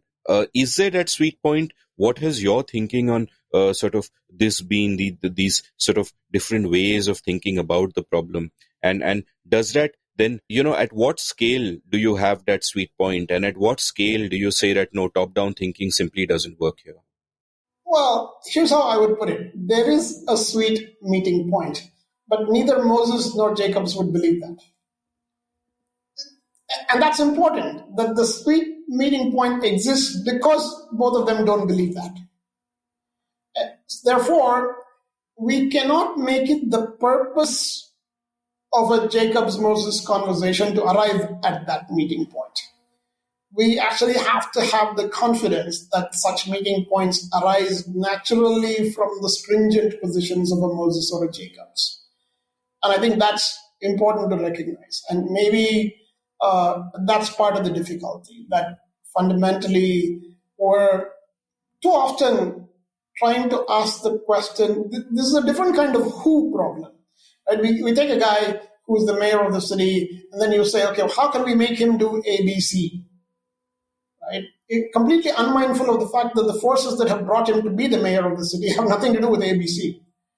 And so in a way, I think you have to accept that good median outcomes are quite often the result of contested positions that are not as close to the median as one might like it to be. I mean, look at Biden's candidacy. Right? It's kind of odd that in a primary process that is replete with extremism, both in the Democratic Party and in the Republican Party. You get two very different sets of candidates. Through one process, you get a Donald Trump, who is basically farther right than anybody else in his party, I think. So in fact, he's being dragged left by his own people, ironically. But then you get a Joe Biden, who's probably also farther right than his own primary voters, at least. And those primary voters are making a different calculation, that if you put up a Sanders, he might not win the actual election. He might win the primary, but he might not win the actual election. So I think the way people think about this is that they understand that their choices have an immediate stamp of approval for a certain position.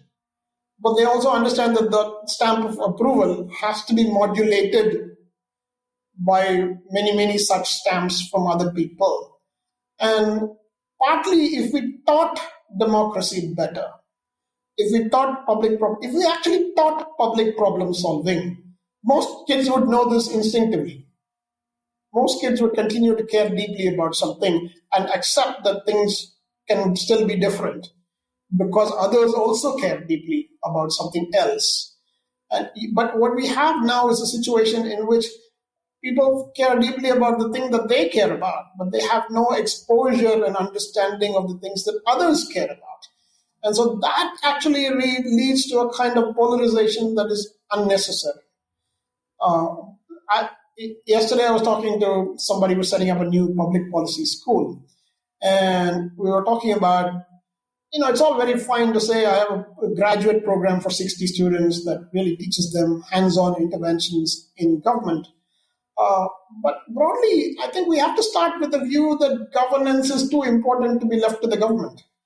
That in a way, you have to say that ordinary people, children and young adults and adults, all have a role to play in governance. That governance actually begins with self-governance.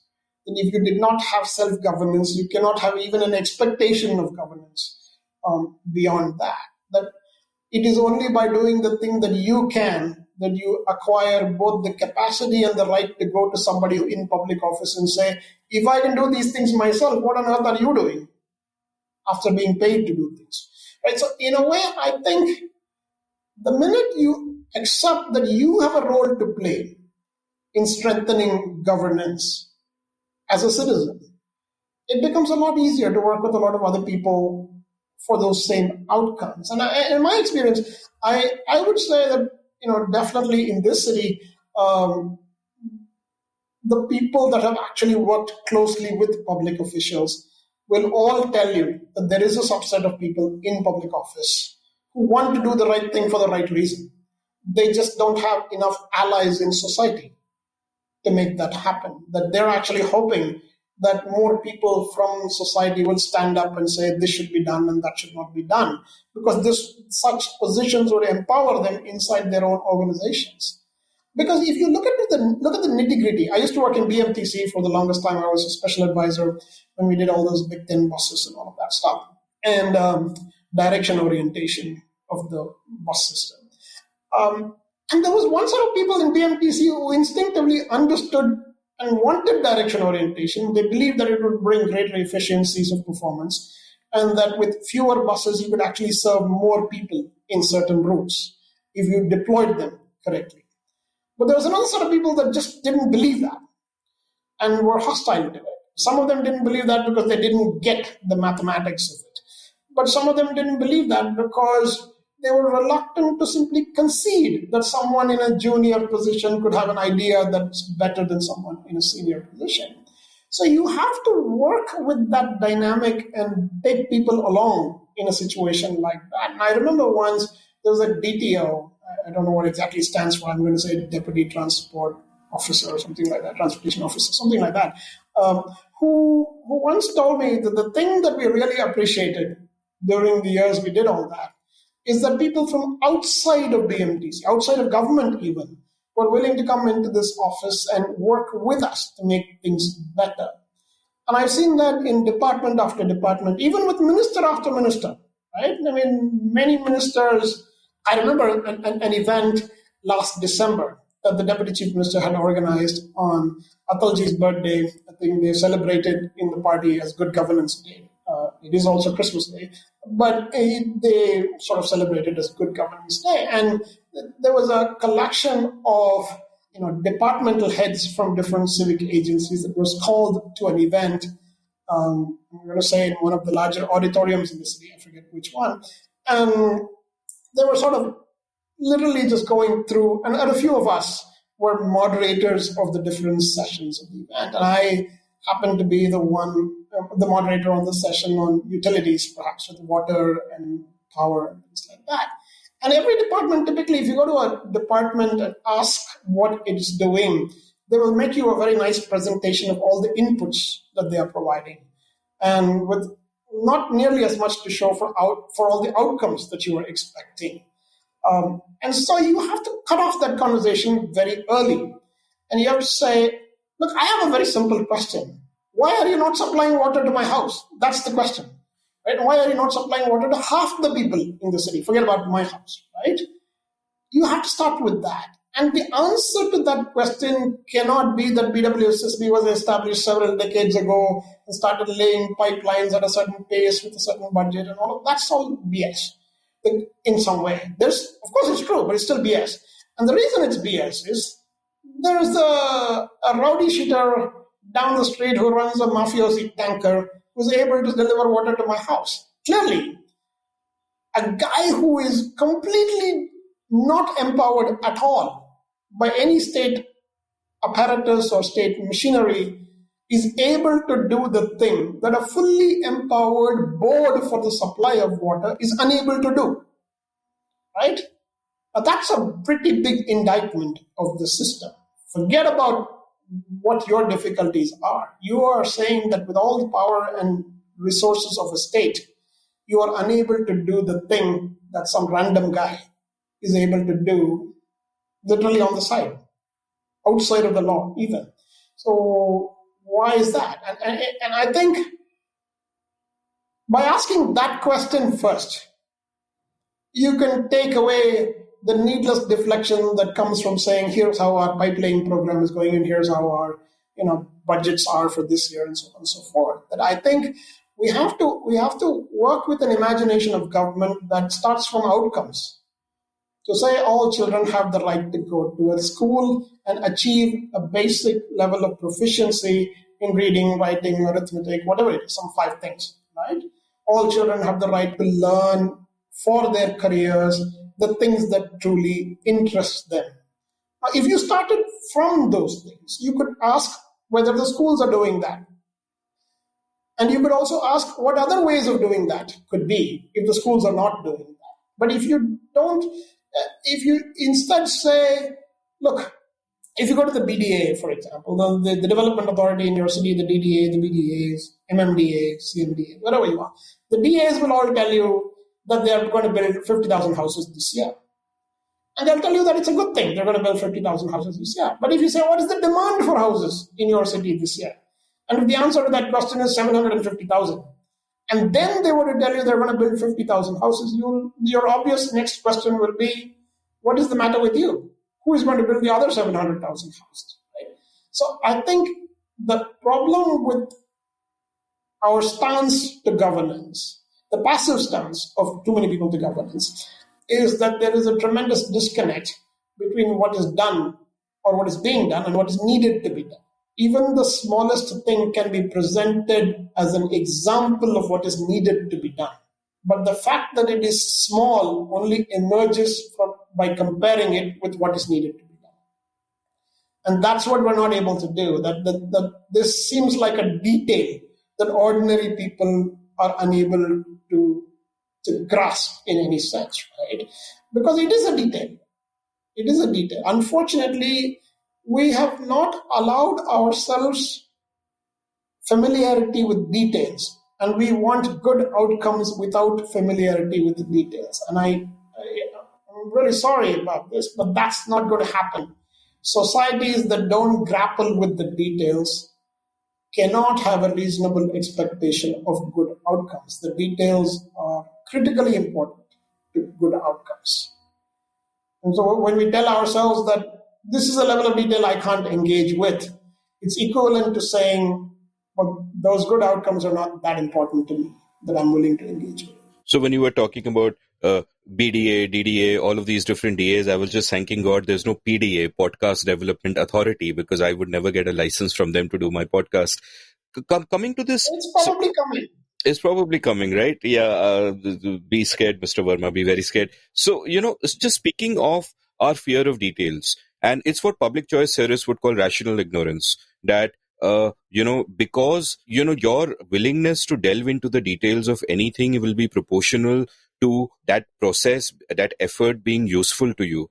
And therefore, because most of us can't affect the actions of government, or so we think, we don't delve into details, and that's what they call rational ignorance. But it also strikes me that some of this apathy is actually also logical, because it's not that people don't want to get involved in governance outside of their everyday lives. I mean, during the pandemic, it's become a meme how housing societies have suddenly sprung into actions, and I've even in my own housing society, I see power corrupting and all kinds of crazy things happening. So people do get involved outside of their professions and personal lives. But in local government, I can see why that would not happen, because there is, and Shruti Rajgopalan spoke about it very well in an episode on urban governance she did a long time back with me. There is this disconnect between power and accountability, that just looking at the example of Mumbai and Maharashtra, for example, that the people who actually have the power to make Mumbai a better city to live in and bring about great outcomes are not accountable to me. They are more looking at rural votes and all of that, and my vote doesn't matter to them. And my vote would matter to people at a municipal level, the ward councillor or whatever that is. I don't even know what those designations are or who those people are. And the reason I don't know is that they might be accountable to me and my vote might make a difference, but they have no power to actually do anything. So take me a little bit. So one, is this an accurate summation of a structural problem that we have in our government? And two, give me a historical sense of this, that how has this kind of evolved? I mean, you sent me this excellent white paper called A New Urban India a few days ago before we set up this episode. And that has a lot of background on this, our urban governance legacy, so to say, and then the role that the 74th Amendment tried to, the changes it tried to bring about. But we are still far from really getting there. So give me a sense of the history of these structural issues. We'll get to that. Before that, I want to say something short in response to what you asked. Your vote is a kind of voice. If it is the only time you give voice to your voice, then it's not very powerful. But if there are other times too in which you're giving voice to your voice, then your vote is actually quite a bit more powerful. If you, for example, just as an experiment, even a Gedanken experiment, not even a real experiment, if you were to say that before the next election, I'm going to write to 200 people that I know that live in my locality and tell them who I'm going to vote for and why. Right, wrong, leave that. If you actually took that step, the guy who thinks your vote is not that important will come to you to influence that communication. And what I'm trying to point out is the vote is a kind of voice, that it is by continuously having that voice that your vote gains the full power that it is vested with. That merely pressing a button on election day is not adequate to gain that full capacity for your voice. So, that's something to think about. There's a whole bunch of other things that need to be done. Probably there are 4 commissions in India that have all failed to do their job. If these 4 commissions do their job properly, a lot of things can improve really quickly. 2 of them don't exist at all. So you can't even blame them for not doing their job, because they don't really, quote unquote, even exist. And so you can blame somebody else for not even keeping these in existence. The first is the Election Commission. It's legend now, the extent of failure in the Election Commission. So I won't go into it too much. But the 2 commissions that matter the most in the Indian urban context are the Municipalization Commission and the Delimitation Commission. And these are both important entities. The Municipalization Commission is supposed to decide when an area has transformed by some measure from being rural to urban, and therefore is not anymore governed under the 73rd Amendment to the Constitution, which applies to rural governance, but is instead governed under the 74th Amendment to the Constitution, which applies to urban areas.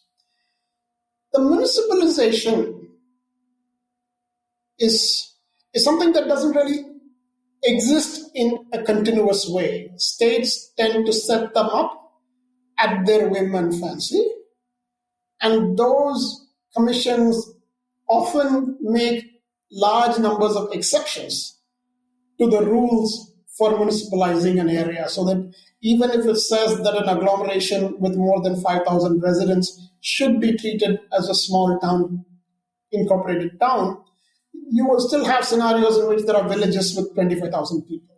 And there's no good explanation for why that is, because it's a completely political process of deciding when an area is no longer a village panchayat, but is actually a town council at some level. And this also undercounts and underrepresents the extent of urbanization in India. I'm sure there are states in India that are more than 60-65% urban. But the broad narrative about urbanization in India is that we are somewhere at around 30-35%. That is probably at least a 15% undercount across the country.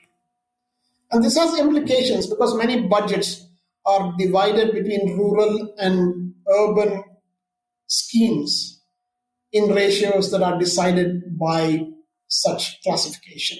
So if you decide that 1/3 of the state is rural, is urban, you would give 1/3 of the budget to urban stuff. But if you decide that 1/2 of the state is urban, 1/2 of the budget would go to addressing urban problems.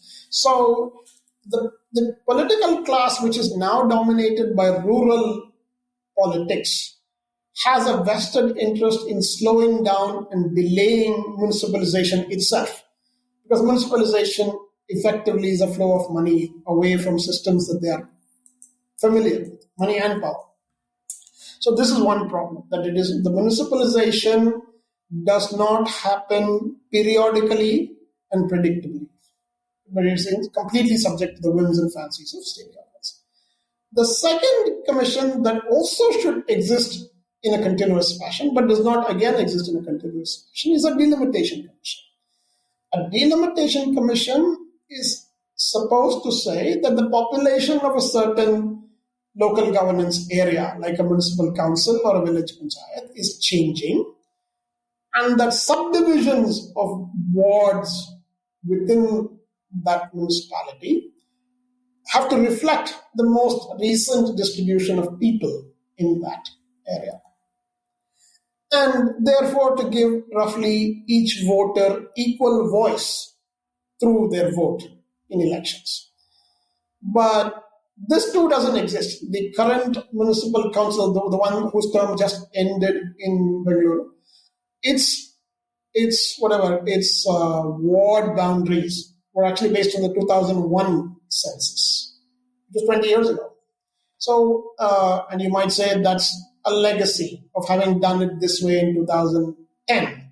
What we're about to do in 2021, we're about to set up a set of boundaries based on the 2011 census, knowing fully well the 3 million people have moved to the city, mostly into the outer wards during that time. It's almost like we pretend that even the census of India today does make projections for intervening years. There is a 2011 census and a 2021 census, but it's not like there is no data for 2020. So there's no reason why in 2020 you have to work with 2011 data. But a political system that is comfortable with the past arrangement will always pick the oldest possible data set that it can work with and for whatever decision that is made in the present. So you're going to get in every municipality a huge gap between the change in population driven by urbanization, especially the larger cities. The larger cities are adding insane numbers of people. I mean, 800 to 1,000 people come to Bangalore every day, net, right? So during the course of your show, about 100 more people are going to become Bengaloreans, right? And if the show were being done in Delhi, that number would be 1,000 or 1,100.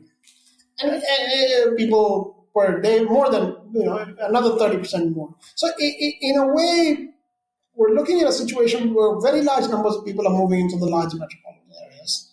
These metropolitan areas continue to be governed through really unwieldy and large municipal councils. I remember one conversation with a municipal commissioner who was fortunate enough to serve several years as a municipal commissioner. Even our current commissioner has actually been in office for quite some time. But I think it's a safe bet that he's not been to more than half or two-thirds of the wards in the city.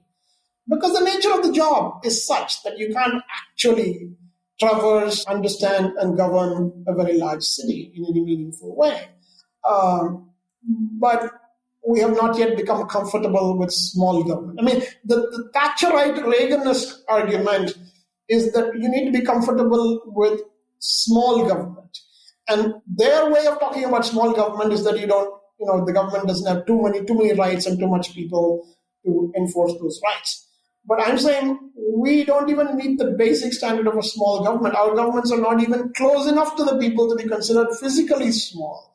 That if you live in a city of 13 million people represented by a single council, the very act of being organized in that way creates distance between you and the voter and the council, which is actually never going to be helpful. But are you willing to say that municipal councils should not really be more than 1 million people or 2 million people? That a large metropolitan area like Mumbai or Delhi should have 5, 6, 8, 10 municipalities within them? So I actually think that because we don't ask those questions, we don't get to the answers for those things. It's unfortunate, but that's how it is. So the municipalization and delimitation slows down and delays the voice of urban citizens. And the very act of delaying the voice of urban citizens puts you in a development deficit. And you're always scrambling to overcome that deficit. And that's really been the history of urbanization across the country again and again and again. The only place, ironically, where they tried to sort of keep pace with this to some extent was Bengal. And you could put that down partly to communist rule, perhaps, that they actually had in the Kolkata metropolitan area many 30-odd municipal councils, whereas everywhere else there are fewer than half a dozen even today. Even in Mumbai, I don't know if there are more than 7 or 8 municipal councils in a very large area. Delhi has 4. Bangalore still has 1. Hyderabad is talking about making itself into 3 or 4. Really, these are areas that could easily have multiple municipal councils and an overarching layer of planning across those municipal councils. If you go to Metro Manila, just as an example, in a developing country, if you go to Metro Manila, you will find 15, 20 cities within what you call Manila. And there is a Metro Manila planning body which works across all of those. The guy that you call the mayor of London, Sadiq, I forget what's his name, Sadiq Khan, is actually not an administrative mayor. He's a planning mayor. Right? The Livingstons and the Boris Johnsons were all planning mayors. They did not actually, except for police and transport for London, they were not really involved in the administration of any of those things. In many other things in the city, those were left to the boroughs of London. And there are 33 boroughs in London. Most people don't realize that there are 33 boroughs and the mayor is just a planning mayor. He's in charge of something called the Greater London Authority. He's not the administrative head of any of the boroughs. So in a way, the Constitution of India does provide for a planning layer across multiple municipalities. And if you thought of this correctly, you could even set this up. And here's another downside of the historical legacy. In every district, you have a Zilla Parishad. It's kind of an interesting thing. A Zilla Parishad in the Panchayati Raj system is the highest tier of a multi-tiered rural governance system. So you have the Gram Panchayat, then you have the Mandal Panchayat, or whatever. Sometimes you have the Taluk Panchayat as well. And then you have a Zilla Parishad at the highest level, which effectively is a representative amalgamation of all the sort of lower panchayats in the city with representation from each of them. You don't even have the equivalent for urban areas. there is no Zilla Urban Council. There's no district urban council. Instead, what you have is a district commissioner, who's typically a 27-year-old who passed the IAS exam 4 years ago. Or maybe if you're fortunate, he's 31 years old. But what I'm trying to say is that we have completely substituted representative democracy at the district level with mere public administration in urban areas, primarily. Whereas what you really should have is a Zilla Parishad that is from both the urban and the rural areas together. There's no reason. It's like, this is what I mean by saying this is like a diet for the left side of your body. You've got a Zilla Parishad that's somehow supposed to make the village areas better, while you don't have any system in place for the urban areas at all. You will get a kind of grotesque kind of arm wrestler out of this, who could easily have his own left side defeat his right side. And that's inevitably what ends up happening, that rather than building oneself up to be overall strong, we imagine some selective strength in a way that is only useful to defeat ourselves again and again. So the structure of government itself is now anti-urban. It's not just standing in the way, it's willfully anti-urban. And we have to understand that this is not merely the result of bad structure. It's the result of saying we don't really want a transfer of power from rural governance to urban governance. And this is, in some sense, ossified by the romanticism around villages from the past, dating back to Gandhi's unfortunate comment about villagers. I'm much more of an Ambedkarite in thinking about villages. But even apart from that, I think it is now important to say people are voting with their feet. So we tend to think of voting as something that happens only at a ballot box. But people vote with their wallets and they vote with their feet too. And what the voting with their feet is now telling you what they prefer. But the political system is highly unresponsive to how people vote with their feet. And this is the biggest gap in our response to urbanization today. It is happening. The political system is not recognizing that it is happening. The reason it is not recognizing it, the reasons are political. And because that recognition is left to the very people whose political interests run contrary to reality, you're not going to get this outcome. So this becomes the Chakravyuh. You can recognize it, you can go into it, but it's not easy to come out of it. And Arjuna is distracted.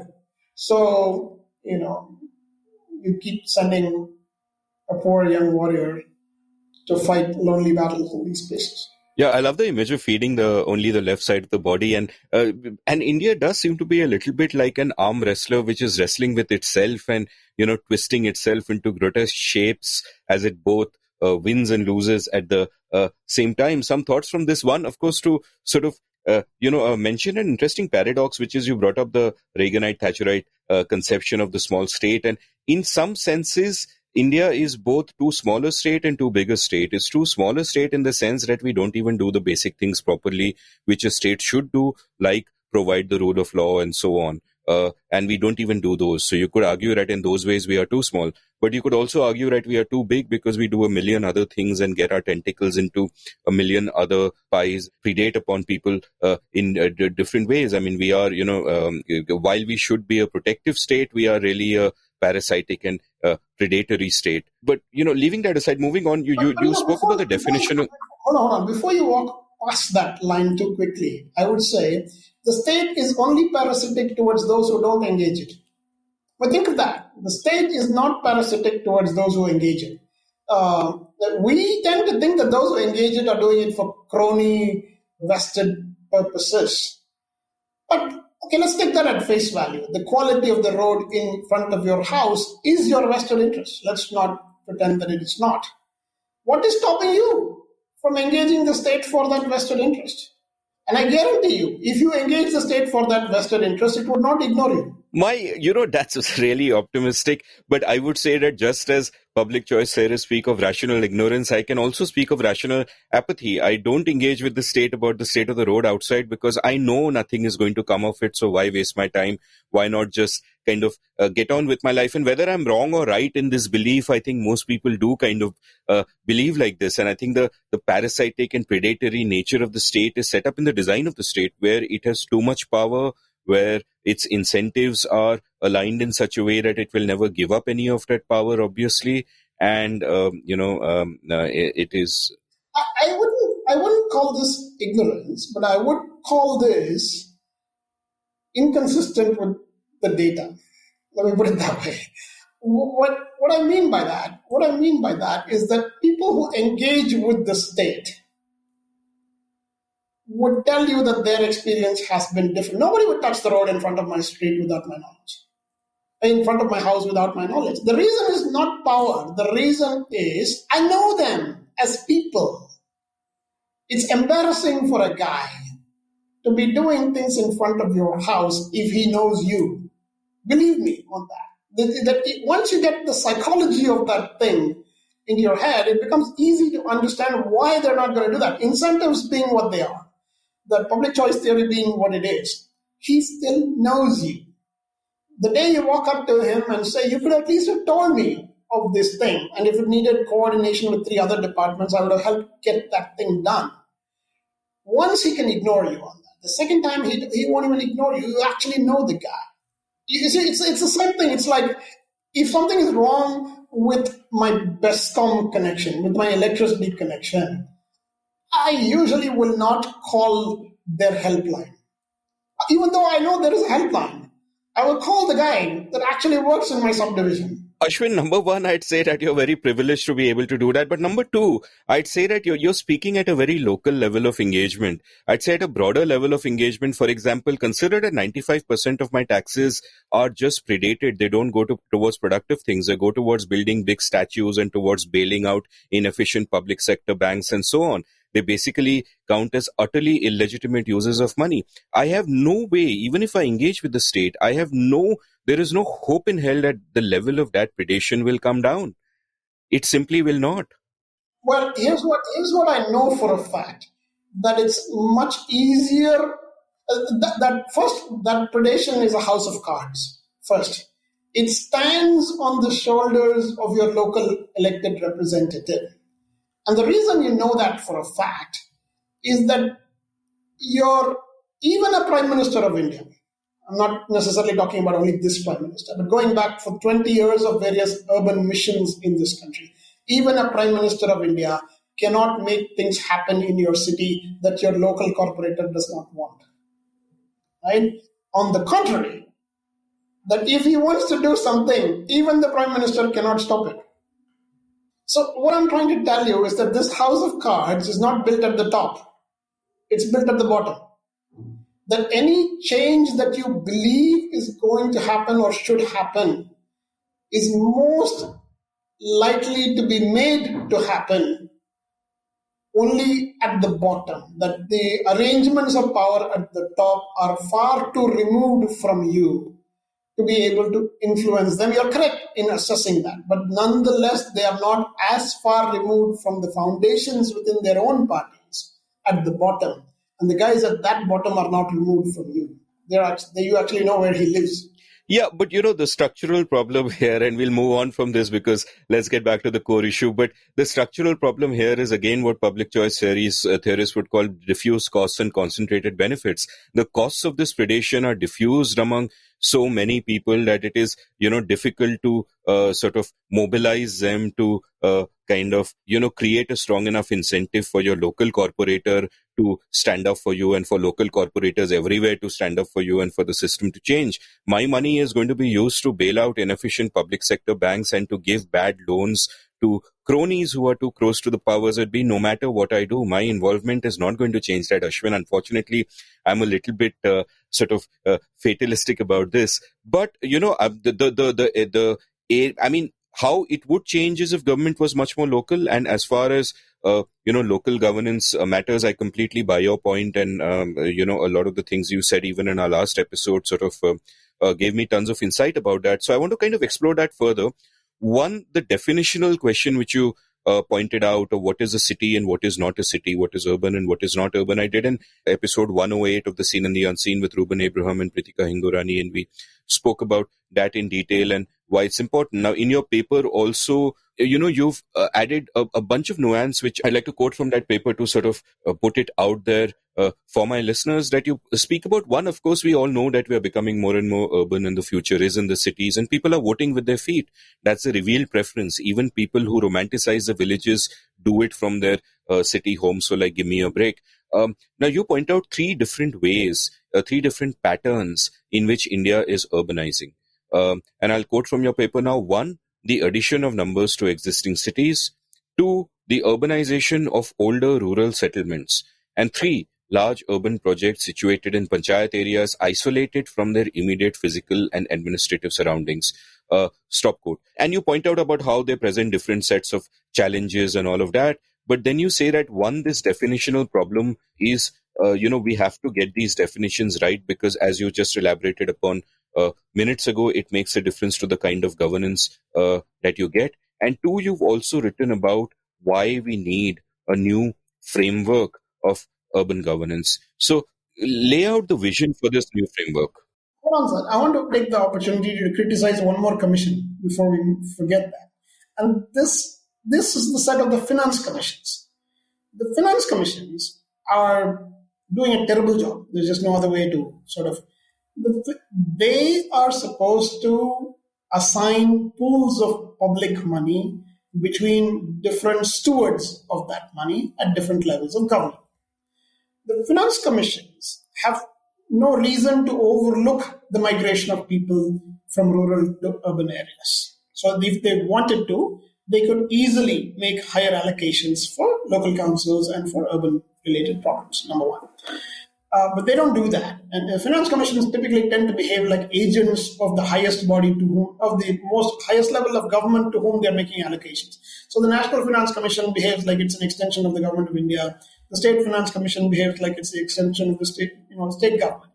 And a couple of years ago, I was giving a presentation to the State Finance Commission, and I was actually telling them that you have more powers than you yourself seem to realize. That if you wanted to, you could actually respond to the reality out there and make allocations of money commensurate to that reality. But they seem to believe that they had a greater obligation to the state government than they did to local government, number one. The second thing is that state governments in particular have been guilty of not setting up certain layers of administration at all. For example, the metropolitan planning body that is required to exist in a large area like Bengaluru, Mumbai or Delhi, by and large, these don't exist, right? Now, the State Finance Commission need not say, since these things don't exist, I'll not make any allocation to them. But that's what they do. They basically endorse the fact that statutory levels of government do not exist and say there's no point in making allocations of money to them because they do not exist. My argument to that was, if you allocated money to the Metropolitan Planning Committee, you can be sure that it would exist because people would follow the money, right? Essentially, what the finance commissions are doing today is a disservice to the urbanization of the country and a disservice to the structures of government that are supposed to be in place to respond to that urbanization. So this is the third commission that has utterly failed. Right? And because the election commission has failed in another respect, which is that you can't even be sure that local bodies will have elections on time. Right? I mean, frankly, the election commission has a very high level of preparedness for holding state and national elections as per a calendar, but has never bothered to speak about the electoral calendar of local government at all, or even the electoral. Now, one could argue that the states take the view that this is an administrative matter within the states, but that doesn't stop the election commission feels quite happy talking about simultaneous elections to Lok Sabha and other states. There's no reason why it can't talk about an actual electoral issue if it wants to.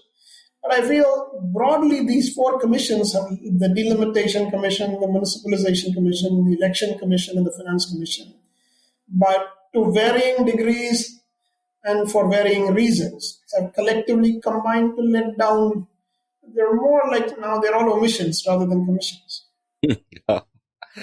Yeah, well said. So tell me about your sort of the governance framework that we really kind of need. And also, it seems to me that in some ways the 74th Amendment was, in the early 90s was a seminal moment in terms of empowering local governments. But in another way, it wasn't, because nothing really happened, and, much of what was laid out in it was not carried out. So, give me and give our listeners a sort of a sense of how the thinking towards urban governance has been evolving and where it has fallen short.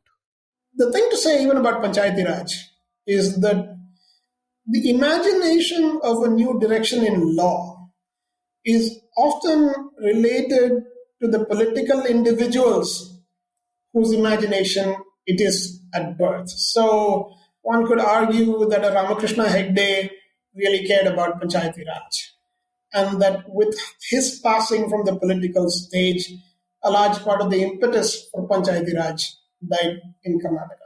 One could make that claim.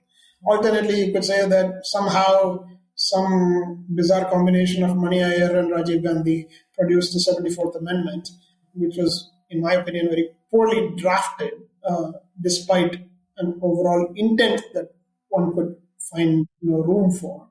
And even the people who actually worked on it 20 years later had concluded that what we have done in the 74th Amendment in particular is that we have overemphasized representation and underemphasized leadership, which is why you don't really find people emerging from the bottom rungs of politics in India and rising to larger rungs, higher rungs through actual achievement in public office.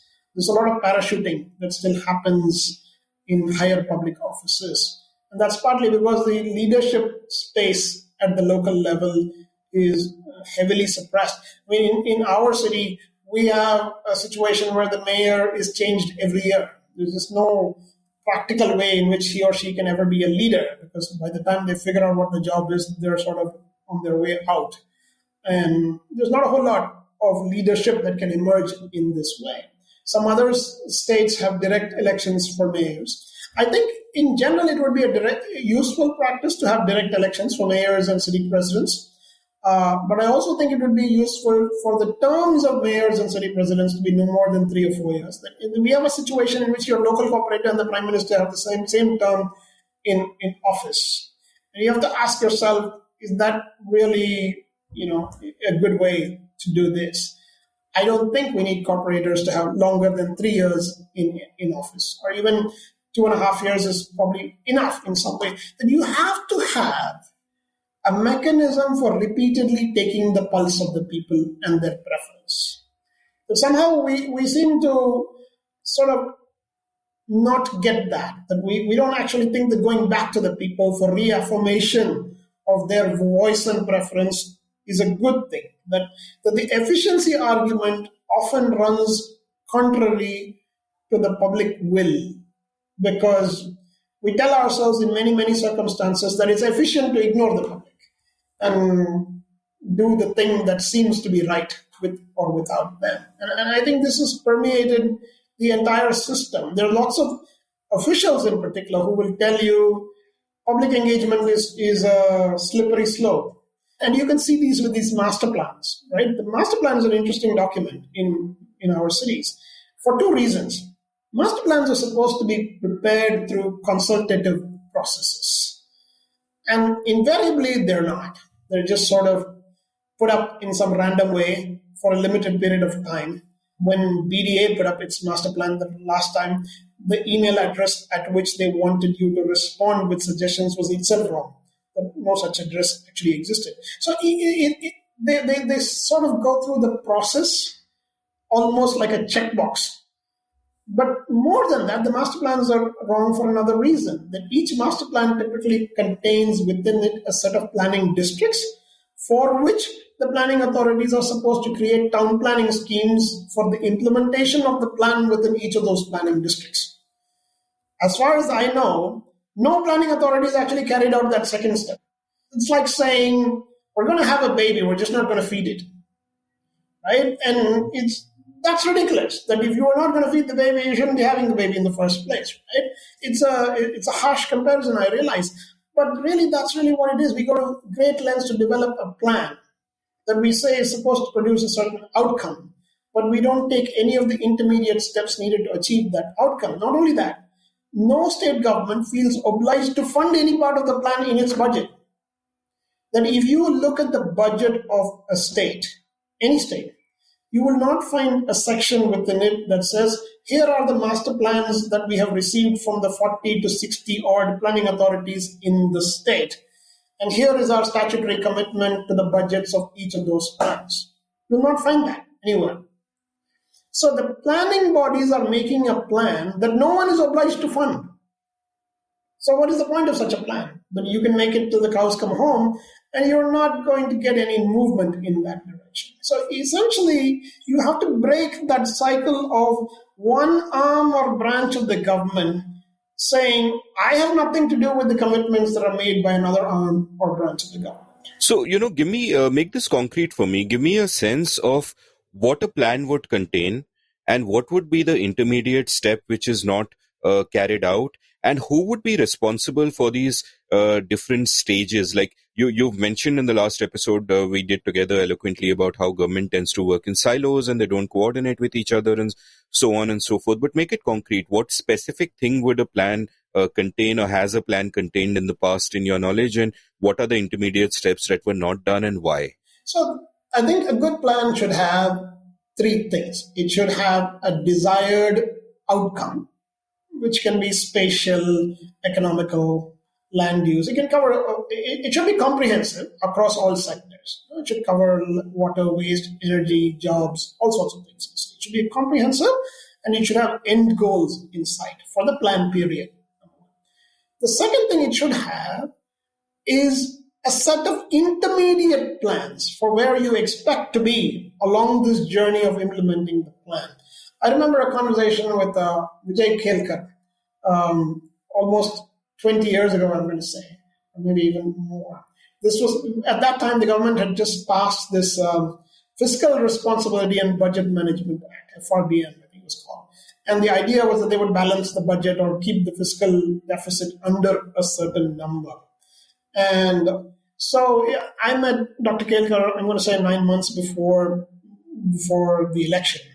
And he was saying that within the next 3 quarters, the government's fiscal targets would come in alignment to the FRBM Act. And of course, the very first thing that happened when the next government took power was that they deferred the implementation of the FRBM Act. And the thing that I was pointing out is that if you're going to hit a certain target in 10 months or a year, you ought to be able to get 1/3 of the way in the next 3 months and then half the way in the next 3 months and so on and so forth, so that you're seeing real progress towards an outcome like that. The idea that you're going to come to a plan outcome in 15 years without seeing any of the intermediate steps happen after 2 years or 4 years or 6 years or 8 years is ridiculous. But when the plan is not implemented for the first 2 years, the planning authorities tell themselves we still have 13 years to implement them. When they're not implemented for 4 years, they tell themselves they have 11 years to implement them, and so on and so forth. And then you come to the 11th year and you have only 4 years to implement them. You're still telling yourself the same thing. And that's how you come to the 15th year. And if you look at the outcome in the city and the actual plan that was made 15 or 20 years ago, they have no correlation to each other. And so what you need is a set of intermediate plans for or what you might even call them annual plans that pursuant to a large master plan. Here is what needs to happen in each of these years in two directions. One, that you break down the plan into implementable parts along the way. And second, that when the state government, quote unquote, approves the plan, that approval becomes an obligation on the part of the state government to fund each of these annual plans. Otherwise, the approval has no meaning. The state government says, I like the plan, and therefore it is approved. But when budget time comes around, they don't feel obliged to fund any part of it. So the approval of a plan must be accompanied by a statutory obligation on the state government to fund that plan. If you don't do these two things together, that have intermediate steps for implementation and assured funding for implementation, you're not going to get the outcome that you're imagining in the plan. But the entire exercise of planning, I was chief guest at the 50th anniversary, I'm going to say anniversary celebrations of the Department of Town and Country Planning, I think DTCPs. Either I alone or I with somebody else was chief guest at that event. And I pointed out to them that in 50 years, the department had not carried out a single town planning scheme anywhere in the state. And I actually challenged them to say, in this year, together, some of you, one of you, subsets of you come up with just one town planning scheme anywhere in the state, and I will work with you to get it implemented. Right? But nobody in the town and country planning department wants to do that. They're quite happy color coding the outcome without getting into the details of how that outcome is going to be achieved. It's like saying, I'm going to send my child to school, they're going to graduate from high school in 12 years, but you know what, the school doesn't teach physics or mathematics or geography or history or any of those kinds of things. And you still keep telling yourself, my child is going to graduate in 12 years in a school that doesn't teach any of the subjects on which he's going to be tested in 12 years. And that's really what's happened to our plans. And how much of this is because these people in question aren't really accountable? So 12 years later, there are a completely different set of people in charge in the bureaucracy, and the politicians have moved on, and anyway, they are focused only on the short-term imperatives of the next elections. So how much of that is because of the way the system is designed itself? Like before we kind of talk about, before we lament the different ways in which the system doesn't work, how much of this can just be sorted by the domino effects of fixing the design of the system itself? And if it would be sorted by that, what would those fixes be? I think this is a good question, because there is a certain, what you might call, budgetary distance between the voter and the decision maker. And there is one thing we can do to bridge budgetary distance. I think the ward committees should be funded directly. Right? Just like municipalities have their funding, we should have a mechanism for funding the ward committees directly, so that people in each area become familiar and comfortable with the idea of making decisions about public funds. Today, the everyday experience of the voter, or the every month experience of the voter, is completely disconnected from any decisions about what to do with public funds. And therefore, it becomes difficult for you to understand what's happening with public money at higher levels, including the fact that they're bailing out Punjab, not Punjab, some bank or the other. I forgot the name, some Maharashtra, something bank. I remember that, right? With your taxpayer money.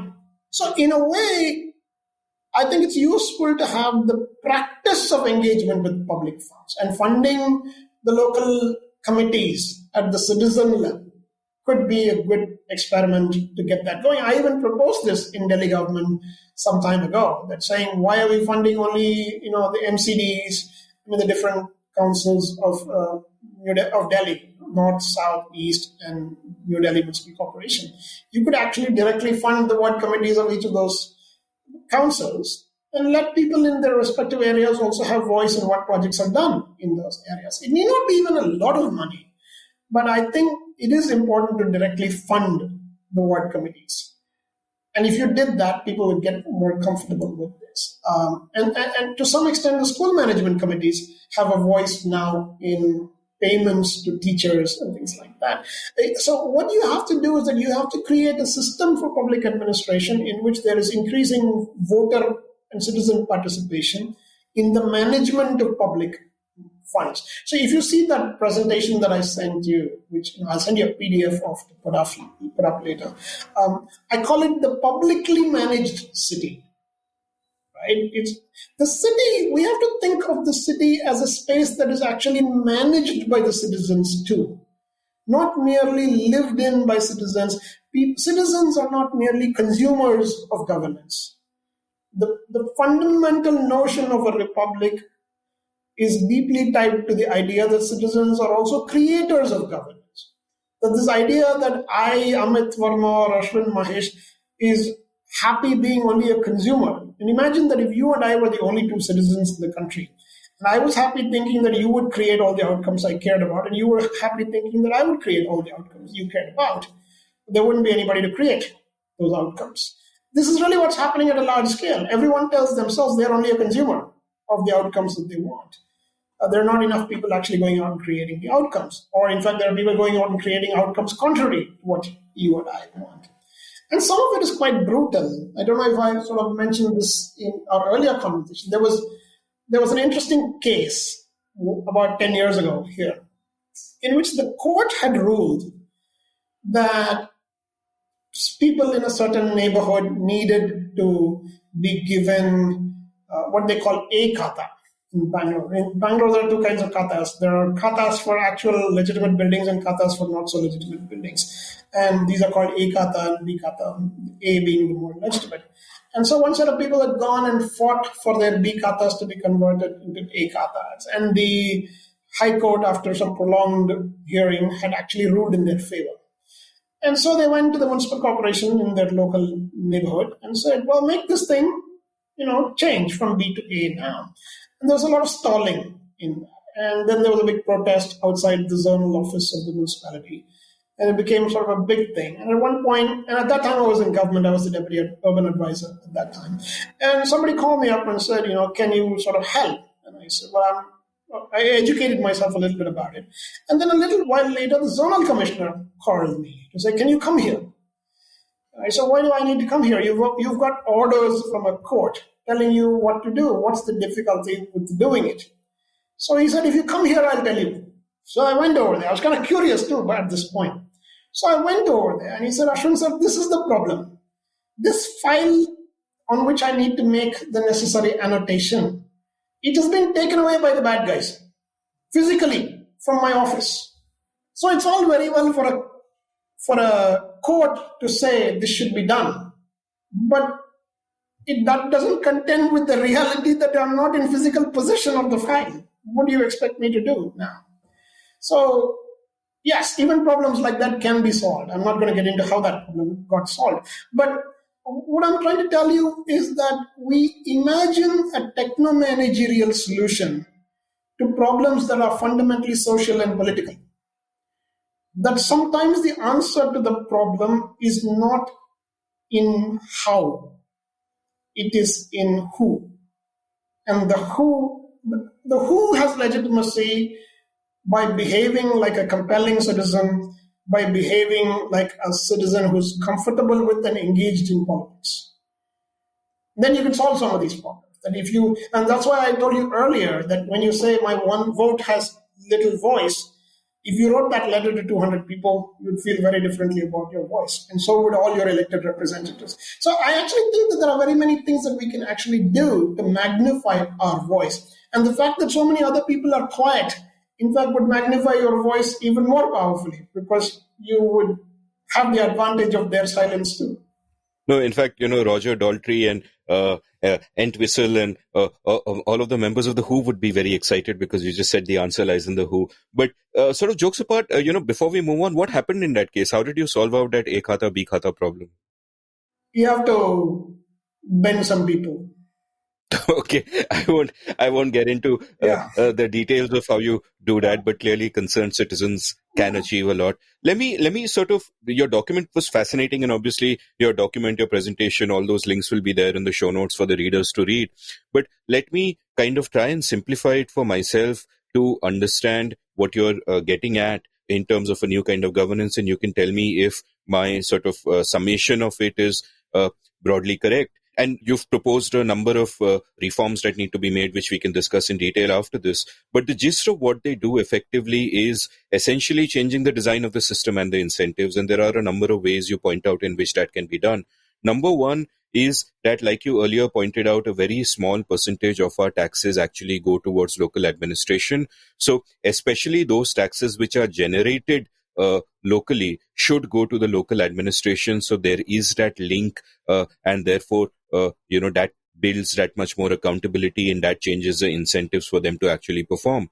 Two, you change the structure of local governance. So A, they are more empowered, of course, which is a whole new ballgame. But also you try to create empowered mayors, back in the day in British times, Rajendra Prasad was a mayor of Patna at one point. People like Rajgopalachari, Nehru himself, Sardar Patel in Ahmedabad all played great roles either as mayors or as important people in the municipal councils. And to bring that back, we need empowered mayors. And Yeah, and Subhash Chandra Bose, of course, who was mayor of Kolkata, and Chittaranjan Das, I think, just before him. And we need to sort of bring that back, and there are various ways of designing that in terms of the power you give to them, in terms that you have. They should not be so short so they have no time to make a difference, but they should not be so long that you're not getting that constant feedback from the public, which a healthy system needs. Thirdly, you've spoken about the need for how whichever is a body in charge of planning, in a way, is breaking past the problem of different governments performing in silos, because it is making these overarching plans and going down into detail. And the fourth point that you point out, which is, an important nuance, is that the departments in charge of planning and implementation have to be separate.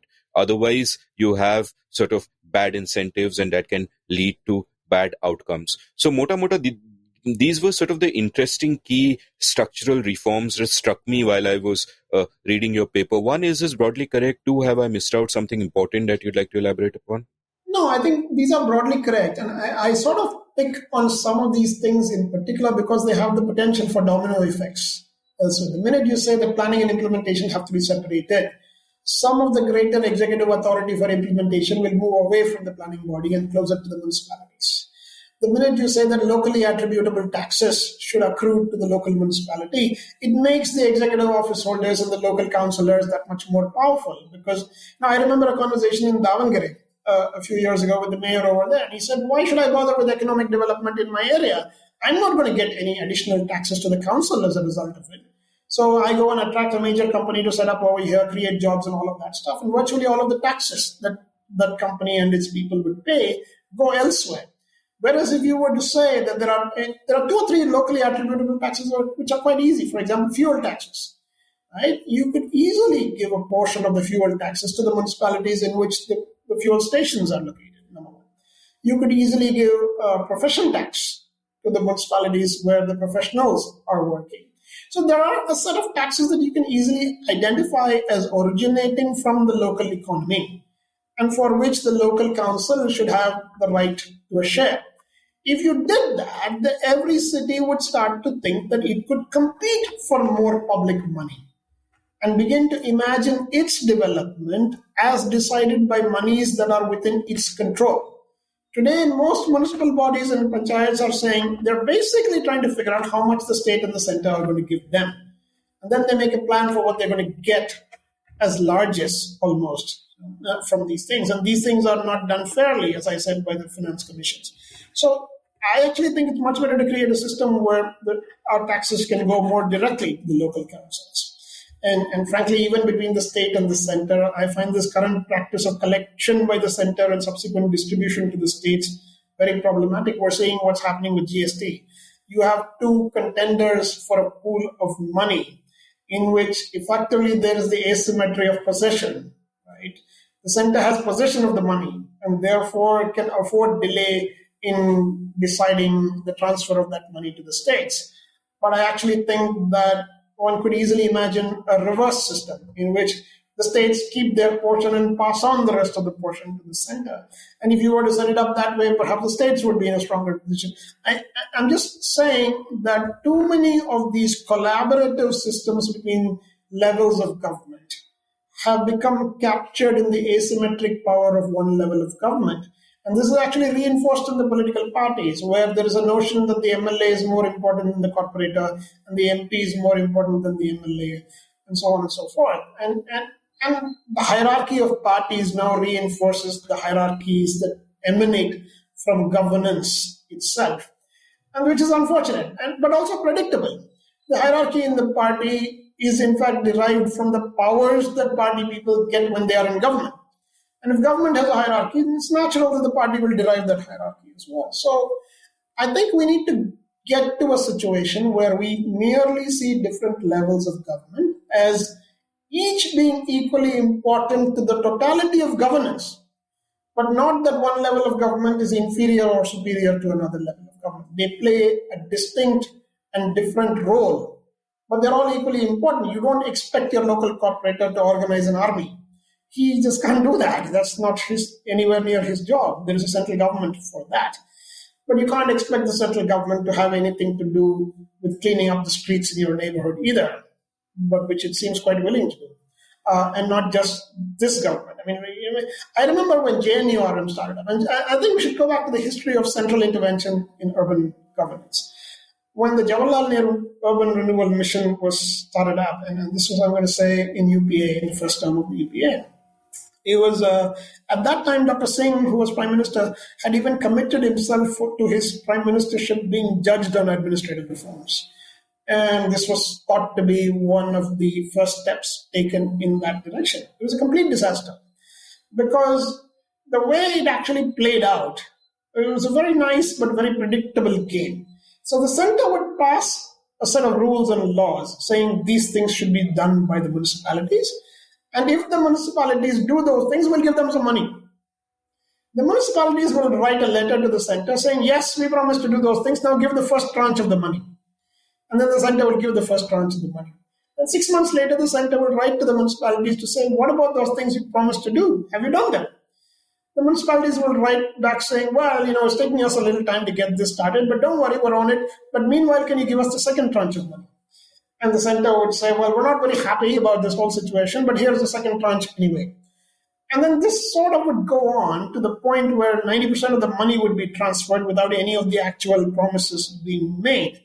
And everybody on both sides of this letter writing knew perfectly well what was happening, right? It is not that it was, that they somehow stumbled into the well in the dark. That they were quite clear that this is where it was going to go, but it was quite willfully done in that way. What it gives you is plausible deniability, but in fact, it was willful blindness more than plausible deniability, that nobody wanted the political system to change in favor of stronger local governance. And so they were trying to merely create, flows of money intended to achieve administratively better outcomes without being committed to processes by which citizens could participate in improving those outcomes themselves. Whereas the first thing, if you really cared about urban development, you would simply say, I'm going to set up a delimitation commission that is permanent and is going to delimit all urban constituencies every 10 years and will make sure that all elections to all councils are held without a break. If you did this, you would get a rhythm to urban governance, which now actually exists in Panchayati Raj, more in the villages, far more than in the urban areas. So in a way, I think that the devil is in the details, unfortunately. But that's always going to be true. What we need is a way of responding to that reality by getting citizens to become familiar and comfortable with the details.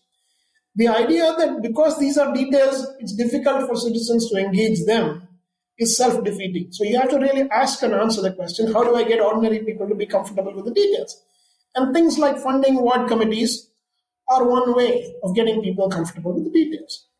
In South Africa, they tried another program. It was called a neighborhood improvement partnership of some kind, a city improvement district, they would call it. Then you could actually pay more taxes than you were required to pay. I mean, this is a nice story. Imagine that you have to pay 100 Rand in taxes. You were allowed to pay 110. Think of that. How many people would say, well, my taxes are 100 Rand, but I can pay 105 or 110? And people would say, well, nobody would do that. But there was an incentive to pay 105. And the incentive was that if you paid 105 or 110, 25 would be given back to you to spend as you like in your area.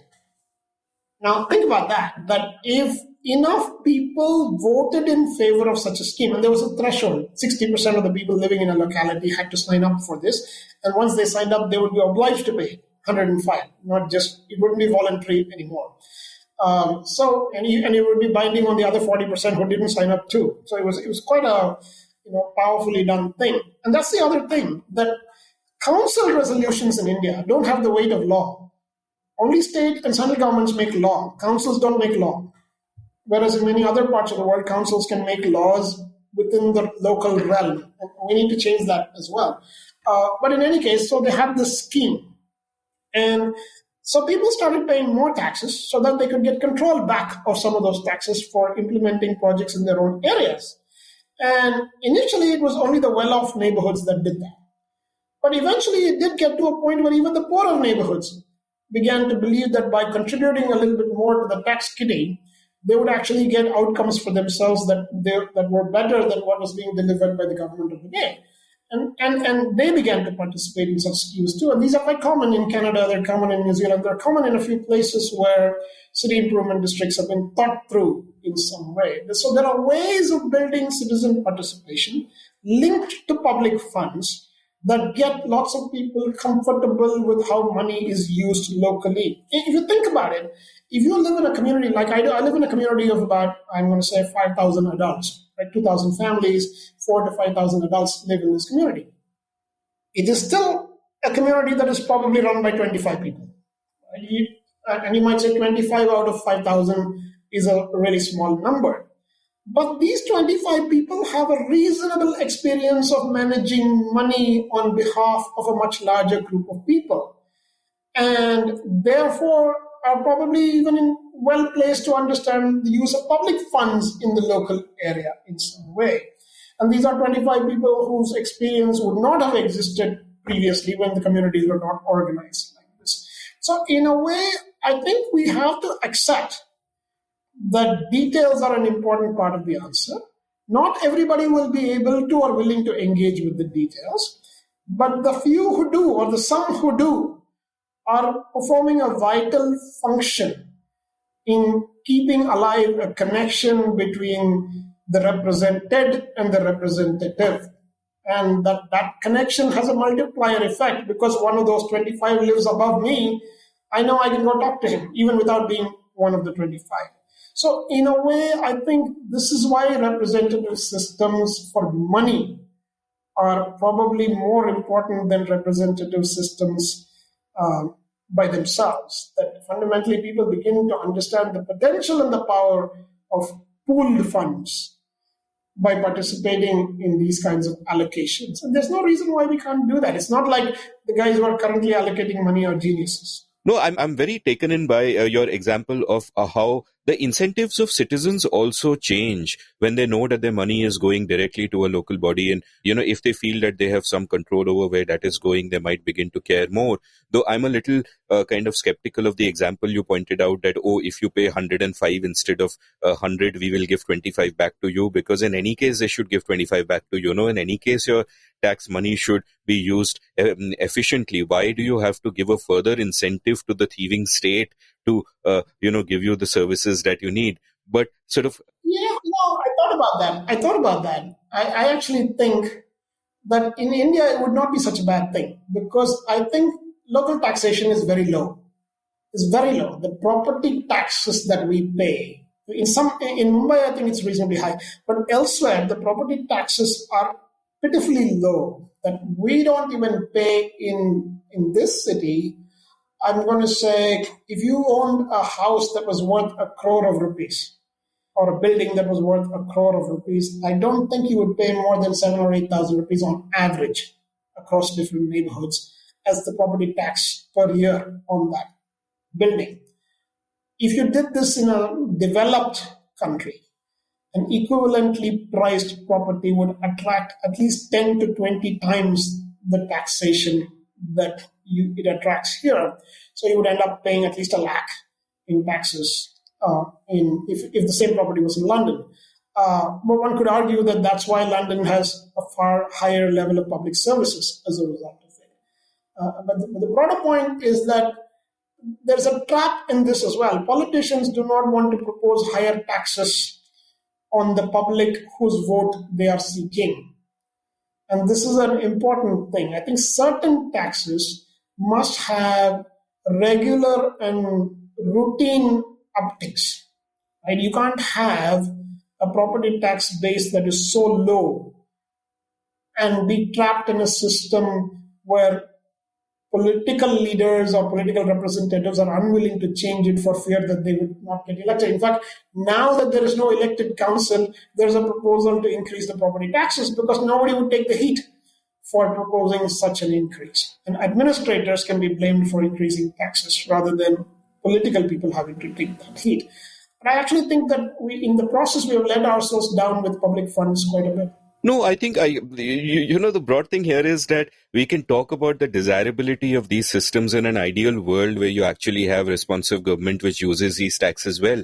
In the world that we live in, of course, every Indian will resist higher taxes because 99% of their taxes are wasted anyway in a myriad different ways. And we know that, every Indian instinctively understands that it's a predatory state, and politics is basically a game of competing mafias fighting to have the monopoly on violence that the state gives them. But leaving that aside, moving on, the other broad question also sort of one of the things that struck me when you were speaking is about how the sort of hierarchy of importance within the government from the center to the state to the local is mirrored within the parties.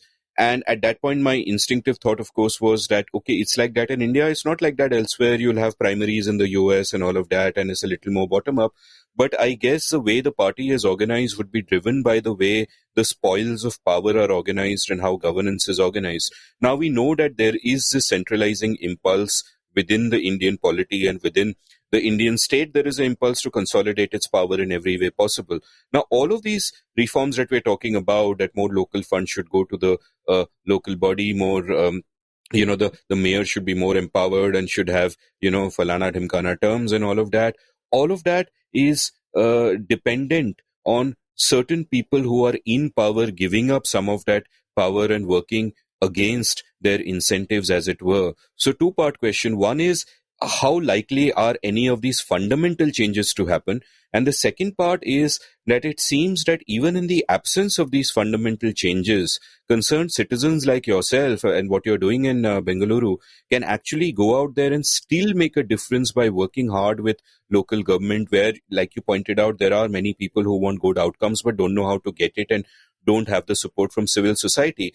But that second level, where you can't make the fundamental changes but you still get involved and do things at a local level, seems almost a jugaad solution of sorts. That because the state isn't working, let's create this additional layer of citizens who will enable the state to do things that the state should have been able to do on its own in the first place, but is not because it is dysfunctional. So what's your response to sort of these two?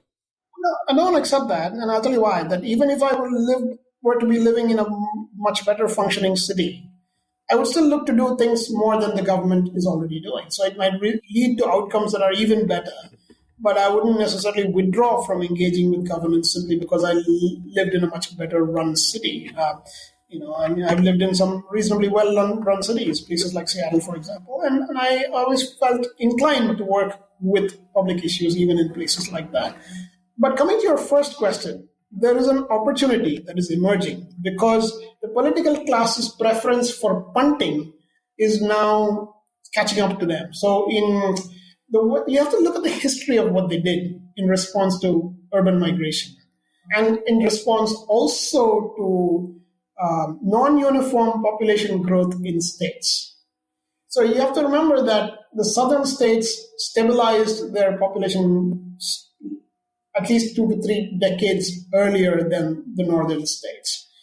And there was a perception in the 70s in particular that states that were performing well in stabilizing their populations were in fact losing seats in parliament if those seats were distributed on the basis of population alone. So in the 42nd Amendment, I believe, it was frozen that representation of each state in parliament is even today frozen on the basis of the 1971 census. And the fact that population growth in UP and Bihar has been massively different from population growth in Kerala or Tamil Nadu does not count for anything. That the states have virtually the same number of seats they have in parliament as they did at that time, number one. Now, there's something to be argued against that. I understand that it sort of seems to defy the principle of one person, one vote. But in a federal republic, sometimes these compromises are necessary. And it was certainly seen as part of a political compromise. There's no doubt about that. And then came, during NDA 1, the realization that, so when the 42nd Amendment was passed in the 70s, it was agreed that for 30 years, representation in parliament would be on the basis of the 1971 census. And when we got to the 2001 census, the moment of reckoning had arrived. And so you had to sort of say, it might have been somebody else's punt in the past, but it is today's problem. And when that moment of reckoning arrived, a bunch of people, including Karunanidhi, Chandrababu Naidu, various constituent supporters of NDA in particular, were extremely wary of sort of saying, well, let's now redo the number of seats on the basis of one person, one vote. And because that would have meant that the southern states in particular would lose representation in parliament to some degree if you redid the numbers. And so they came up with one more political compromise, and that was to say for 25 more years, we will continue to use the 1971 census. But they did make one concession, which is to say that within states, we will redraw the boundaries of constituencies based to reflect higher levels of migration from rural to urban areas. And this is why during the aughts, you had this delimitation exercise.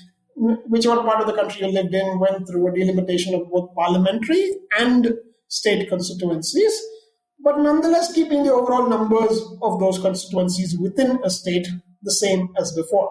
So, Karnataka continues to have 220 odd seats in the legislature and 28 seats in parliament, but those 228 odd seats, or 20, 24, 25, whatever that number is, are not the same boundaries as they were previously, and the 28 parliamentary constituencies are also not the same boundaries as they were previously. So what you have is a situation in which the migratory patterns were accommodated in delimitation. But even that is now based on the 2001 census. That migration is accelerating and continuing.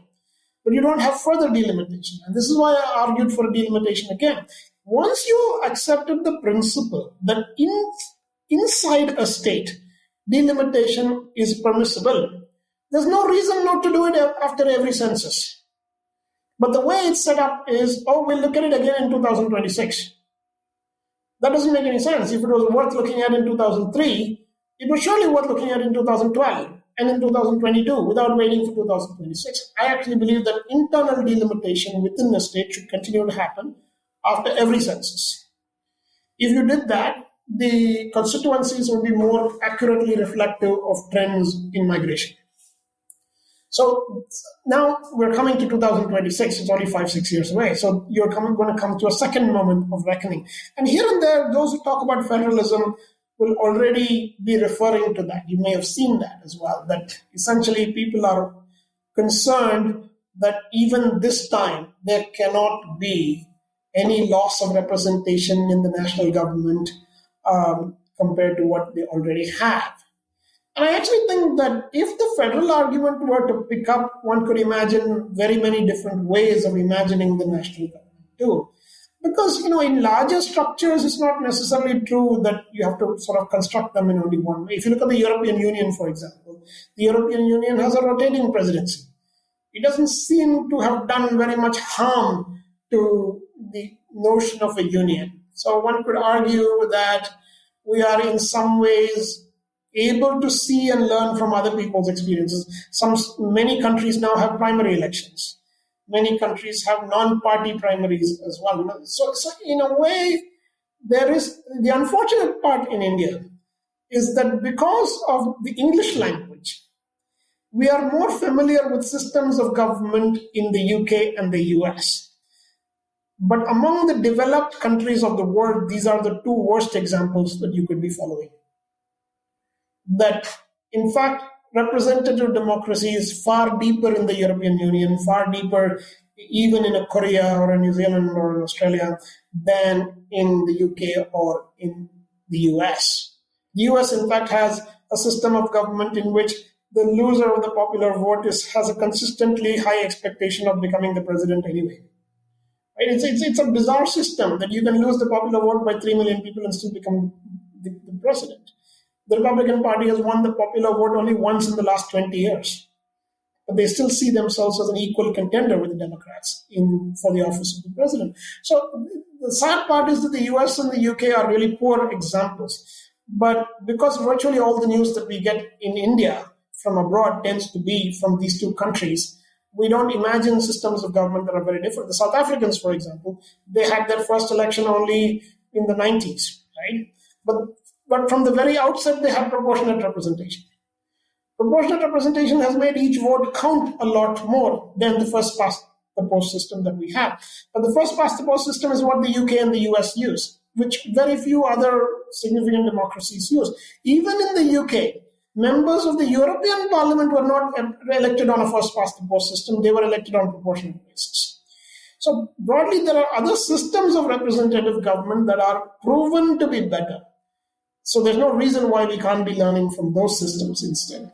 Yeah, I mean, in an episode, I think episode 149 that I did with JP Narayan, he made many of the same points about proportional representation and all that. And you seem to be talking of 2026 and as sort of a potentially pivotal moment in this. But do you see a different direction emerging in the way that we, practice our democracy, whether it's a changing of the voting system or whether it's, in the level of federalism or whatever? Do you, one, see a fundamental shift happening somewhere? And two, if there is, what do you think will be the political impetus for that shift happening? So the proximate political impetus for whatever might happen in 2026 is that if you do not do something, you will revert to the pre-1971 situation. Therefore, you must do something. So you don't have the luxury of not doing anything. Both the 42nd Amendment and the 84th or 87th, whichever amendment extended it to by another 25 years, have sunset clauses.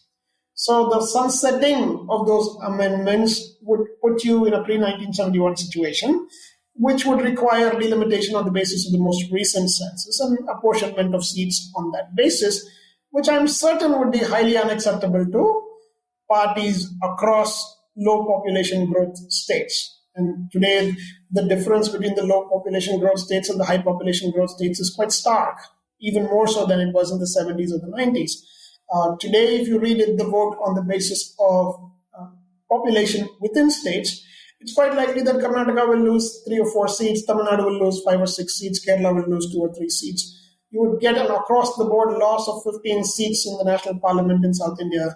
You might get similar losses of seats in the Northeast. You would essentially get broadly a government of North India with a few others in support in election after election. So I think the same impetus that made people stand up in the 70s and the late 90s against the one person, one vote continue to exist in regional politics even today. So I expect some sort of compromise from that to emerge, even if we have a dominant political party on one side of the spectrum. And I think, the important thing is for us, both as a people and in a political class, to be able to navigate these kinds of questions responsibly, because they have the potential to become flashpoints as well. And therefore, responsible stewardship of these things is important. And I really, I think NDA1 did a really good job of stewarding this with the compromise that was made on internal delimitation. I just wish it had gone further and made internal delimitation a decadal exercise rather than a one-time exercise. I think there are still enough people with maturity and genuine regard for the Indian Union to take this transition also in stride. But it requires a lot more people being supporters of such responsible stewards as well. So, we've hit the 3-hour mark, and here's an interesting question to sort of wind down towards the end of this episode, which is, does good governance require good citizens? Because at some level, what you seem to be saying is, and this seems almost directed at me personally, that Amit, you are too apathetic. You can make change. Don't give up hope. You have to get your butt out there and try to get change done and stop complaining about the predatory state, and then good things will happen. The state will not only become less predatory, it will do the things that it is supposed to do for you. Now, I am a little skeptical about this because I think that the design of the state should create such incentives which guarantee good governance without every citizen needing to be a good citizen. In much the same way that one often says that you should design a state in such a way with such checks and balances that even if a very bad person comes to power as a head of the state, he can't do much damage because, there are enough safeguards and all built in. Equally, I would say that you should design a state in such way that you don't necessarily need and require responsive citizens to go out of their way to make sure that the garbage is picked up from outside the building. It should be in the design of the system and the incentives of the state that it serves you anyway. So does good governance require good citizens? I want to read you a passage from Ken Robinson's book, The Element. My brother Ian is a musician. He plays drums, piano, and bass guitar. Years ago, he was in a band in Liverpool that included an extremely talented keyboard player named Charles. After one of their gigs, I told Charles how well I thought he'd played that night. And then I said, I'd love to be able to play keyboards like that. And he responded, no, you wouldn't. I was taken aback by that, and I insisted that I really would love to be able to play keyboards like that. No, he said, you mean you like the idea of playing keyboards? If you'd really love to play them the way I'm doing it, you'd be doing it. To play as well as he did, he practiced every day for 3 or 4 hours in addition to performing. He'd been doing that since he was 7. You can see where I'm going with this, that a very large number of people have a certain imagination of their agency and willingness, which is fundamentally at odds with what they say they care about. This isn't hypocrisy, so I want to be careful that I'm not accusing you of being hypocritical in saying that. But this is genuinely a failure to recognize what it takes to become a great keyboard player or as much a great citizen. There isn't an easy way to be a great citizen. And if we are looking for easy ways to become great citizens, then we're doing our country a disservice. That's actually orthogonal to what I asked, because I'm not, how we define a great citizen can differ. Like I don't understand why you have to define a citizen as good or bad, because citizens don't exist for the sake of the state. The state exists for the sake of the citizens. So I don't really care if a citizen is good or bad. I care if the state is good or bad. And a lot of that has to do with the design of the state itself. And so I don't even understand. This is not like keyboard playing. I am, therefore I exist. I am a citizen. Good or bad for whom, yeah? No, I'm not denying that. What I'm pointing out is the state is a construction of the citizens. That whereas there may have been one construction of it or several constructions of it in the past, it is nonetheless obligatory on our part to reimagine a new construction of it in line with our imagination of what we want it to be today, too. That's really what I'm trying to say. That we don't have to take prior constructions of the state as the only imagination of it possible today. And as much as it is difficult to engage with this really difficult beast in some way, and I think that's the part that I hear quite emotionally from you even. It is difficult, but I don't see any other way. That's all I'm really trying to say. I can't think of any other way that has even the limited potential of, it's sort of like saying you've come to an obstacle, a bunch of woods on the way to along your journey, and there's no way around it. It's only through it that you have to go.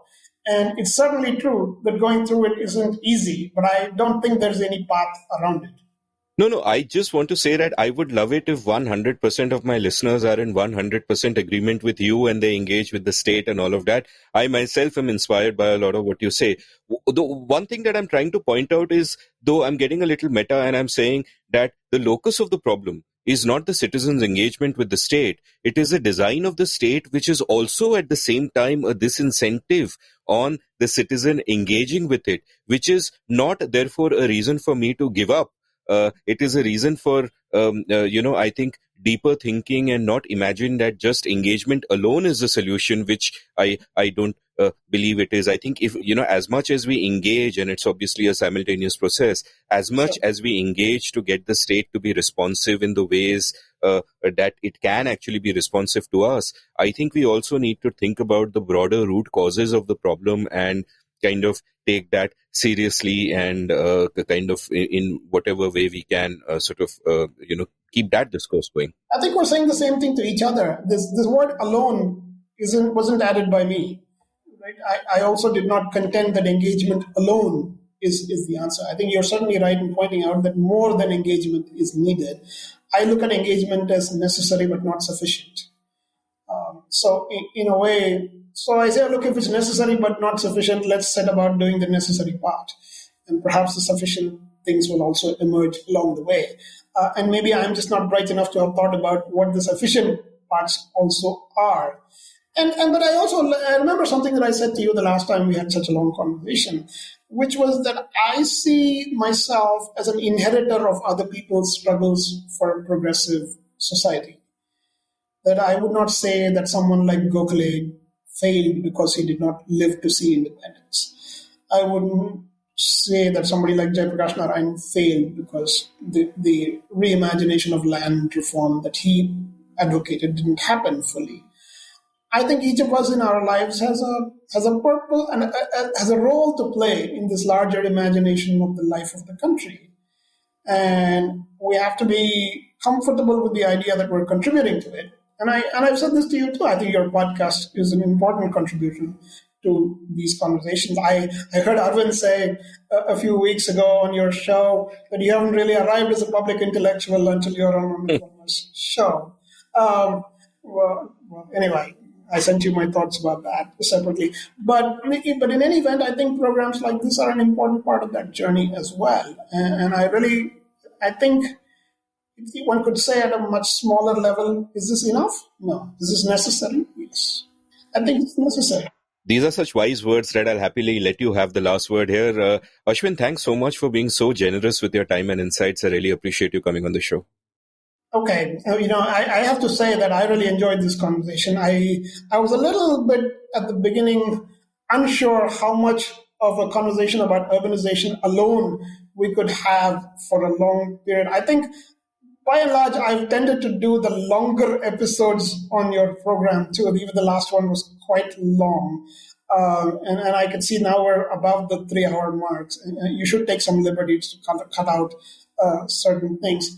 But it's definitely been a good conversation for me. And sometimes I think these conversations educate me as much as I'm trying to tell my point of view to other people. I want to thank you also for the opportunity to come and have this conversation on your show. And if it disseminates a bunch of ideas that are interesting and important for others to engage with, that's really the thing that I'm trying to do. If you enjoyed listening to this episode, check out the show notes where I've linked to Ashwin's site, ashwinmahesh.in, and some of his writing. You can follow Ashwin on Twitter at Ashwin Mahesh. You can follow me at Amit Varma, AMITVARMA. You can browse past episodes of The Seen and the Unseen at seenunseen.in. Thank you for listening.